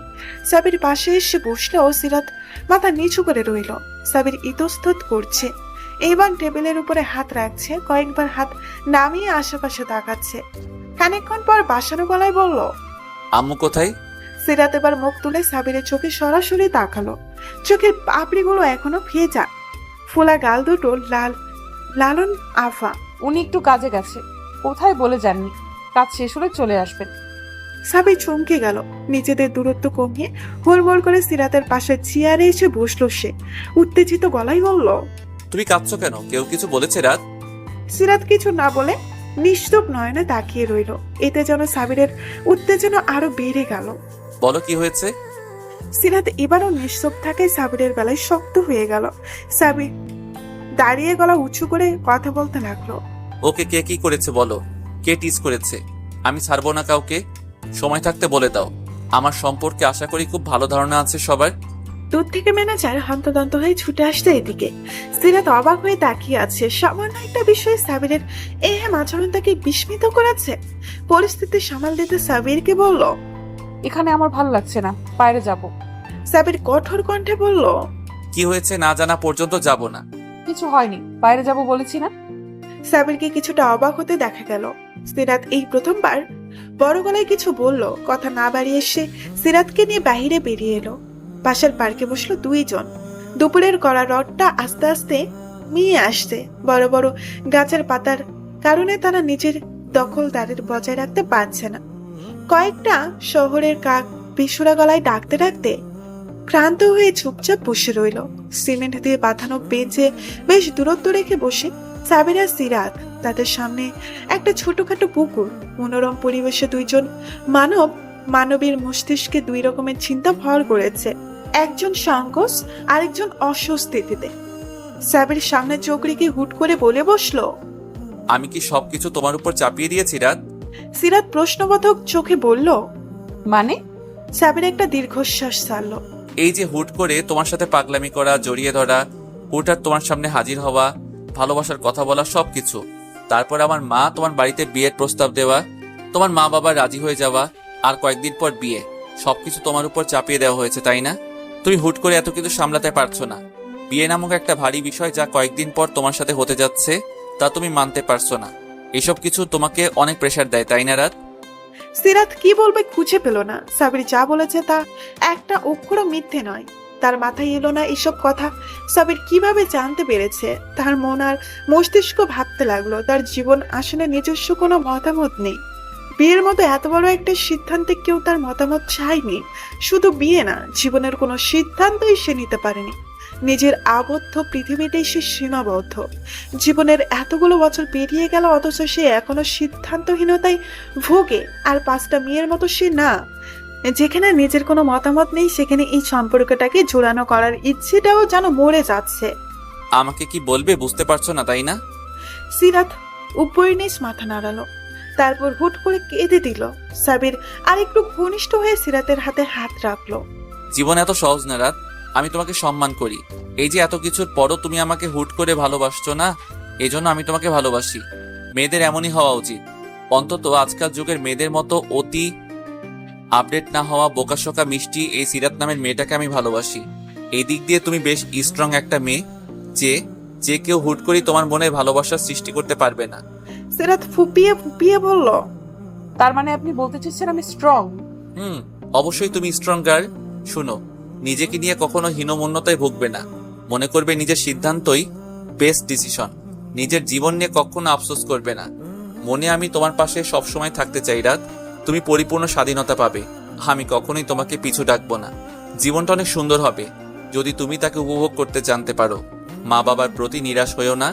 একদিন তুমি নিজেই বলবে তাদের সিদ্ধান্ত ভুল ছিল না। আপনি এত ভালো কেন? কারণ তুমি ভালো, তাই। সত্যিই আমি স্বাধীনতা পাবো? পাবে, তবে তোমাকে নিজের কাছে রাখার দায়িত্ব আমার। সিরাতের মন এখন অনেকটা হালকা লাগছে। একটু আগেও পরিস্থিতি এমন ছিল না। এমন মনে হচ্ছে সবকিছুই নির্মল, স্বচ্ছ, পরিষ্কার। আশেপাশে সবকিছুই সুন্দর। সাবিরের হাতের বাঁধন আরেকটু শক্ত হলো। সিরাত অস্বস্তি লাগলো না। মুস্কি হাসলো সে। আমাকে একটু সুযোগ দেবে রাত নিজেকে প্রমাণ করার? সেদিন থেকে সিরাত অনেক পাল্টে গেল। কথায় কথায় উপচে পড়া হাসি, অনর্গল কথা বলা, হালকা খুনসুটি, এসব ছাড়াও আরো ছোটখাটো ব্যাপার বেশ লক্ষণীয়। আগে সাবিরের কল দেখলেই এড়িয়ে যেত, কিন্তু এখন সারাদিন সাবিরের কলের অপেক্ষায় থাকে। সাবিরের কথা বলার ধরন, হাসি, প্রত্যেকটা কথাই রাত রাত শব্দ উচ্চারণ করা সবকিছুই সিরাত লক্ষ্য করে। কথার মাঝে হুট করে সাবির যখন বলে, রাত ভালোবাসি, প্লিজ আমাকেও একটু একটু ভালোবাসো। সিরাত তখন লজ্জায় হাজারবার মরে যায়। সাবিরকে তার অদ্ভুত ভালো লাগে। মাঝে মধ্যে মনে হয় ভিনদেশি কোনো প্রাণীর সাথে তার ফুল করে পরিচয় হয়ে গেল। আগে মনে হতো এই পৃথিবীতে সিরাত কিচ্ছু না, তার কোনো মূল্যই নেই, সে মরে গেছে। বেঁচে আছে এতে কারো কিছু যায় আসে না। এই জীবন সংসারে তার কোনো অবদানই নেই। এসব বিষয় নিয়ে হুট করে তার মন খারাপ হতো, কিন্তু এখন মনে হয় সে কারো কাছে খুব বিশেষ কেউ, ভীষণ স্পেশাল সে সাবিরের কাছে। তার মন খারাপের সাবিরের মন খারাপ হয়। হাসলে সাবিরের নিষ্ফলক তাকিয়ে থাকা, খুনসুটি নাটি বিষয় খেয়াল রাখা, সবকিছুই মনে করিয়ে দেয় এই পৃথিবীতে আরো মূল্য আছে। নিজস্ব পৃথিবীর বাইরে কেউ তাকে খুব করে চায়। সেই ফুল করে পরিচয় হওয়া ভিনদেশি প্রাণীটা তাকে আস্তে আস্তে জীবনের মানে শিখাচ্ছে কিভাবে একটু একটু করে ভালোবাসতে হয়। পৃথিবীতে সব মানুষকেই কারো না কারো কাছে খুব স্পেশাল। শুধু সঠিক মানুষকে নির্বাচন করতে জানতে হয়। একে অন্যের সময় দিয়ে দুটো পৃথিবীকে একে রূপান্তর করে জীবনকে উপভোগ করতে। এই তো সেদিনের কথা। রাতে বেলকনিতে দাঁড়িয়ে সিরাত সাবিরের সাথে কথা বলছিল। এমন সময় কথা যাই কোনো মানেই হয় না, কিন্তু এই সাধারণ কথাগুলো দ্বারাই এক অদৃশ্য কঠিন মায়াজালে সিরাত আটকা পড়ছিল। কথা বলার মাঝেই সাবির হুট করে বলল, রাত দেখো, আমার আকাশে এক মস্ত বড় চাঁদ উঠেছে। একটা গোলাকার থালার মতো ইয়া বড় চাঁদ। তার আশেপাশে কয়েকটা মেঘ চাঁদটাকে আড়াল করার চেষ্টা করছে। আরো অনেক তারা চিকিমিকি করছে। তোমার আকাশেও এমন হচ্ছে রাত? সিরাত সাবিরের কথাই ভ্রু কুঁচকিয়ে ফেলল। মানে আমার আকাশ তোমার আকাশ মানে কি? আকাশ আবার দুটো হয় নাকি? কিসব আজগুবি কথা। কৌতূহল দমন করতে না পেরে সে প্রশ্নটা করেই ফেলল। আকাশ তো একটা, তাই না? চাঁদও একটা। তাহলে আমার আর আপনার হবে কেন? এগুলো তো সবার, সব মানুষের। সাবির খুব হাসলো এমন কথা শুনে। তারপর নরম কণ্ঠে বলল, ভেবে নিতে দোষ কি বলো? ধরে নাও তোমার সামনে যে আকাশটা দেখছো ওটা তোমার, আর আমার সামনে যে আকাশ আছে এটা আমার। হয়ে গেল না তোমার আর আমার আকাশ? খুব কি ক্ষতি হয়ে যাবে এটা ভাবলে? সিরাত ভাবতে লাগলো, আমার আকাশ শুধুই আমার? এই চাঁদ আমার, ওই তারা আমার, আমার আকাশে চাঁদ উঠেছে, আমার আকাশে মেঘও আছে। সত্যিই তো, ভেবে নিতে দোষের কিচ্ছু নেই। অদ্ভুত ভালো লাগে। সাবিরের প্রতি ভালো লাগাটা দিন দিন যেন বেড়েই চলেছে। সাবিরের সাথে কথা বললে সময়গুলো হুট করেই শেষ হয়ে যায়। কখন যে সময়গুলো পালিয়ে যায় ঠাহর করতে পারে না সিরাত। তার মা বাবাও সাবির বলতে পাগল। সাবির পুরো পরিবারকে শপিং করে দিয়েছে কিছুদিন আগে। তারা যখন সাবিরের নাম করে সিরাত কান লাগিয়ে শোনার চেষ্টা করে। এমন একটা ছেলেকে কার না ভালো লাগে, কিন্তু বিয়ের কথা মনে পড়তেই লজ্জায় আটখানা হয়ে যায়। উফ, বিয়ের পর কি হবে? সাবির তো অনেক কিছু বলে, তখন তো একসাথে থাকতে হয়। এসব ভাবলে সিরাতের গাল বাদে কান পর্যন্ত গরম হয়ে যায়। সাবির প্রায় বলে, এত লজ্জা কোথা থেকে আসে তোমার? এই লজ্জার গোপন রহস্য কি বলো তো? তোমার এই লজ্জার কারণে আমার ভবিষ্যৎ অন্ধকার দেখছি। সিরাতের লজ্জা তখন আরো কয়েক গুণ বেড়ে যায়। এই যে আজ সকালে সাবির সিরাতের মা বাবার কাছ থেকে অনুমতি নিয়ে বাইরে ঘুরতে বের হবে, এটা নিয়েও সিরাত লজ্জা পেল। ছি ছি, বাবা কি ভাবলো, মা কি ভাবছে? তানিশা আন্টি তো আজ আমাকে প্রশ্ন করতে করতে শহীদ হয়ে যাবে। এত লজ্জার মাঝেও সিরাত সাবিরের কাছে একটা আবদার করলো। ফোন করে মিষ্টি কণ্ঠে বলল, শুনুন না, আমি না কোনোদিন বাইকে চড়িনি। আপনার বাইক আছে? থাকলে আজ আমরা বাইকে যাব, ঠিক আছে? সাবির না করলো না। সিরাতের আবদার রেখে একটা বাইক নিয়ে হাজির হলো। সিরাত কখনো ভাবতে পারেনি তার জীবনেও এমন সুন্দর কিছু মুহূর্ত অপেক্ষা করছিল, তাকেও কেউ এতটা গুরুত্ব দেবে। বাইকে চড়ার স্বপ্নটা আজ পূরণ হলো। হাজারো অস্বস্তি নিয়ে এসে কাঁধের ব্যাগটাকে তাদের মাঝখানে বরাবরই রাখলো। তারপর দুই পা সমান করে সাবিরের পেছনে বসলো। তখন খেয়াল করলো তার হাত থরথর করে কাঁপছে। এ কেমন অনুভূতি, এই কেমন ভালো লাগা! সামনের মানুষটা কি সত্যি এত ভালো? সিরাত বাইকের গ্লাসে স্পষ্ট লক্ষ্য করলো যে যখন সাবিরের কাঁধে হাত রাখলো, সাবির চিপকু কাঁপছিল। বারবার ঠোঁট ভিজিয়ে চোখ বন্ধ করে বিড়বিড় করে কি যেন বলছে আর বড় বড় নিঃশ্বাস ফেলছে। এসবের মানে সিরাত জানে না, কিন্তু সাবির তো জানে। তার স্বপ্ন প্রিয়সী আজ নিজ থেকে ভরসা করে তার কাঁধে হাত রাখলো, তার পাশে বসলো। শুধুমাত্র সেই জানে তার মনে কেমন করে উথাল পাথাল করছে। প্রিয়সীর মন জেতা, একটুখানি অধিকার পাওয়াটাও প্রেমিকের মনে অনেক বড় জয়।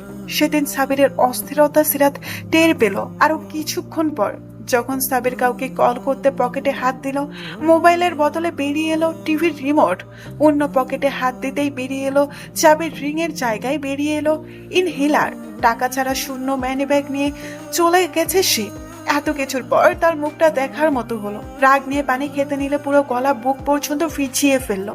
গলায় পানি আটকে কাশতে কাশতে হাঁপানি রোগের মতো অবস্থা হলো। সাবির নিজেকে গালি দিল না, কিন্তু নিজের বোকামের জন্য হালকা হাসলো। অনুভব করলো সিরাত তার জীবন খুবই গুরুত্বপূর্ণ।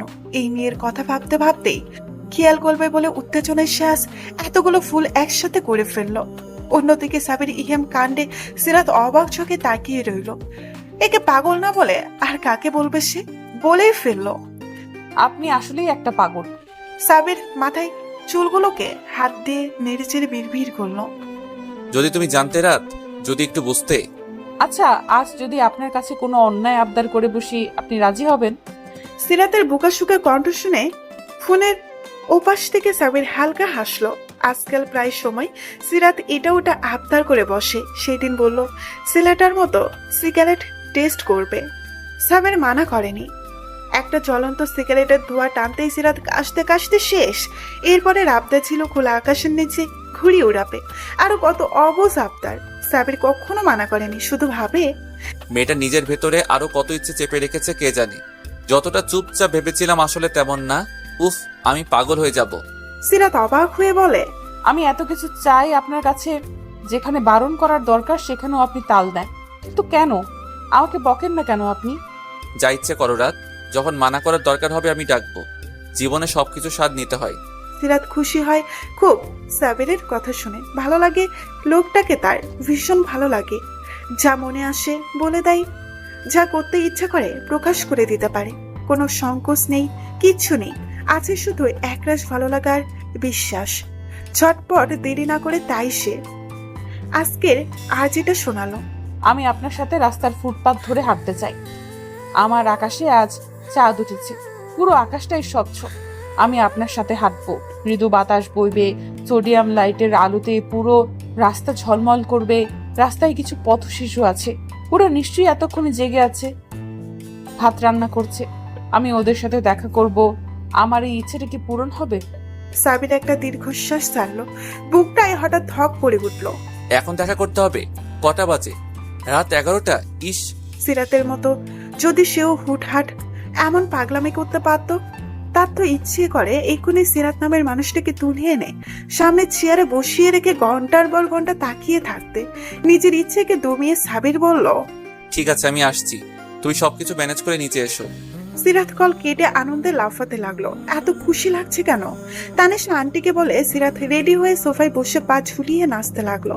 তানিশা এই সময় বিষয়ে সিরাতকে খুব সাপোর্ট করে। বিয়ের আগে হবু বরের সাথে লুকিয়ে চুকিয়ে প্রেম করার মাঝেও একটা আলাদা আনন্দ থাকে। সেদিন সিরাত পরিবারের সবার আড়ালে সাবিরের সাথে দেখা করতে চলে যায়। সাবির নিচে বাইক নিয়ে দাঁড়িয়েছিল আগে। সিরাতকে দেখে একটা হাসি উপহার দিল।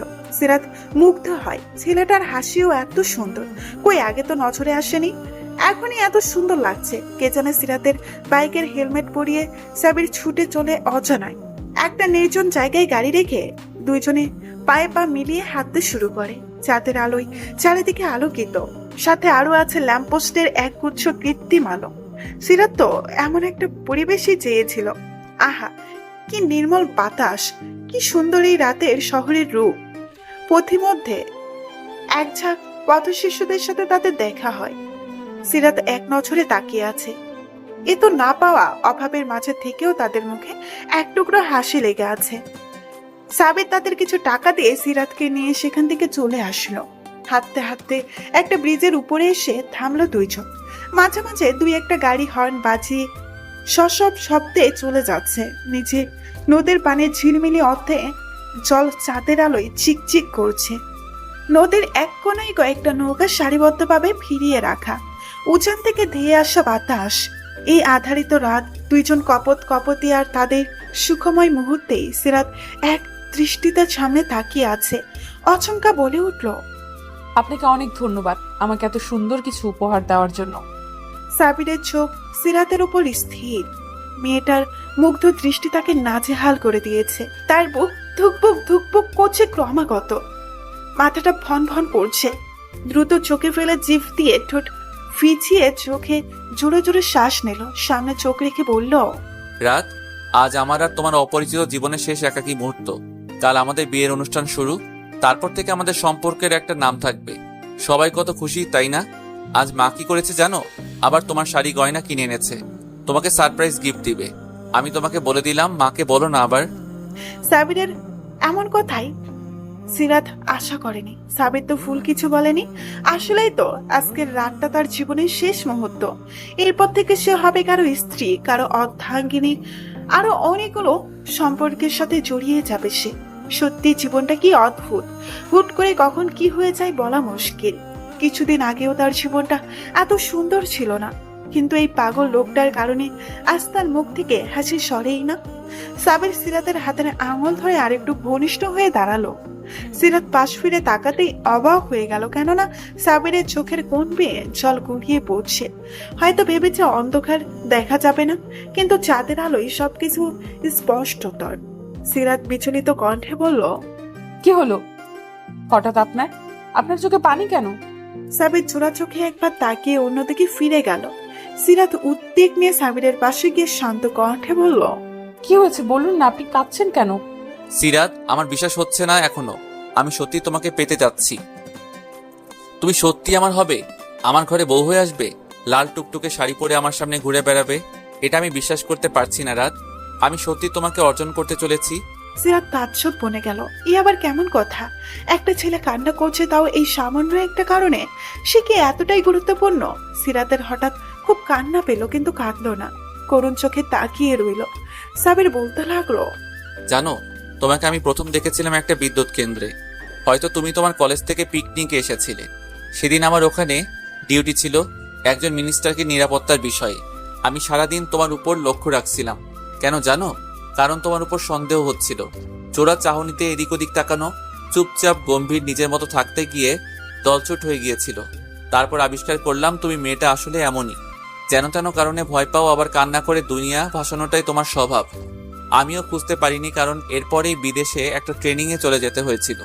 শুধু তোমার কলেজ ইউনিফর্মে ব্যাজে থাকা কলেজের নামটা মনে ছিল। আমি পাগলের মতো তোমাকে খুঁজতে লাগলাম। বারবার মনে হচ্ছিল তোমার মতো কেউ নেই, তোমার মতো কেউ না, তোমাকে আমার চাই। তারপর একদিন তোমাকে খুঁজে পেলাম সেই রেস্টুরেন্টে। সেই থেকে তোমাকে আর ছাড়িনি। তুমি ভাবতেও পারবে না আমি কতটা খুশি হয়েছিলাম। সেই থেকে আজ পর্যন্ত সবকিছু একটা স্বপ্নের মতো। রাত, তুমি ভাবতেও পারবে না আমি কতটা চাই তোমাকে। তোমার আগমন আমাকে কতটা বদলে দিয়েছে। সিরাতের চোখের কান্নে শুয়ে জল গড়িয়ে পড়ছে। নিষ্পলক তাকিয়ে সাবিরকে অবলোকন করার চেষ্টা করছে। হুট করে সাবিরকে ছড়িয়ে ধরল সে। অচমকা ঝাঁপিয়ে পড়ায় সাবিরকে কয়েক কদম পিছিয়ে গেল। সিরাত ফুপাতে ফুপাতে বলল, আপনি সত্যিই ভালোবাসেন আমাকে? ভালোবাসার চেয়েও বেশি রাত। সিরাত এবার সোজা হয়ে দাঁড়ালো, মুখের ভাষা হারিয়ে চুপ করে রইল। ভাবতে লাগলো এতটাও ভালোবাসার যোগ্য হয়তো সে না। সাবির মুখ থামায়নি। তুই আমাকে ভালোবাসছো তো রাত? সিরাত কিছু একটা ভাবতেই লজ্জা পেল খুব। লজ্জায় মুখ লুকাতে চাইলো। লজ্জা মাখা হাসি দিয়ে সাবিরের দিকে তাকালো। সাবির উত্তরের আশায় তার দিকে তাকিয়ে রইল। কি হলো বলো? একটু একটু ভালোবাসি। দুইটো কবে ভালোবাসবে রাত? সিরাতের লজ্জায় কান গরম হয়ে গেল। পরক্ষণেই নিজের উত্তর শুনে নিজেই হাসলো সে। লোকটাকে সে আসলেই ভালোবেসে ফেলেছে। সাবির এমন একজন মানুষ যাকে ভালো না বেসে পারা যায় না। তার সাথে সারা জীবন থাকতে পারাটা ভাগ্যের বিষয়। সাবিরের বিশেষ কেউ হতে পারাটাও সৌভাগ্য। এইসব আর মাত্র কয়েকটা ঘন্টা, তারপর দুজনে একসাথে গাঁথা পড়বে বিয়ে নামক বন্ধনে। শুরু হবে একসাথে পথ চলা, সূচনা হবে এক নতুন অধ্যায়ের। সাবিরকে আরেকটু খুশি করতেই সিরাত বলল, আচ্ছা যান, আমি আপনি তিনটু ভালোবাসি। এবার খুশি? সাবিরের প্রশান্তিময় হাসিটা সিরাতের কানে ঝঙ্কার তোলার মতো বাজতে লাগ। সামনের দিনগুলো ভীষণ সুখময় হতে চলেছে। আপনারাও ভালো থাকবেন, সুস্থ থাকবেন। আজকের মতো বিদায় নিচ্ছি, ধন্যবাদ।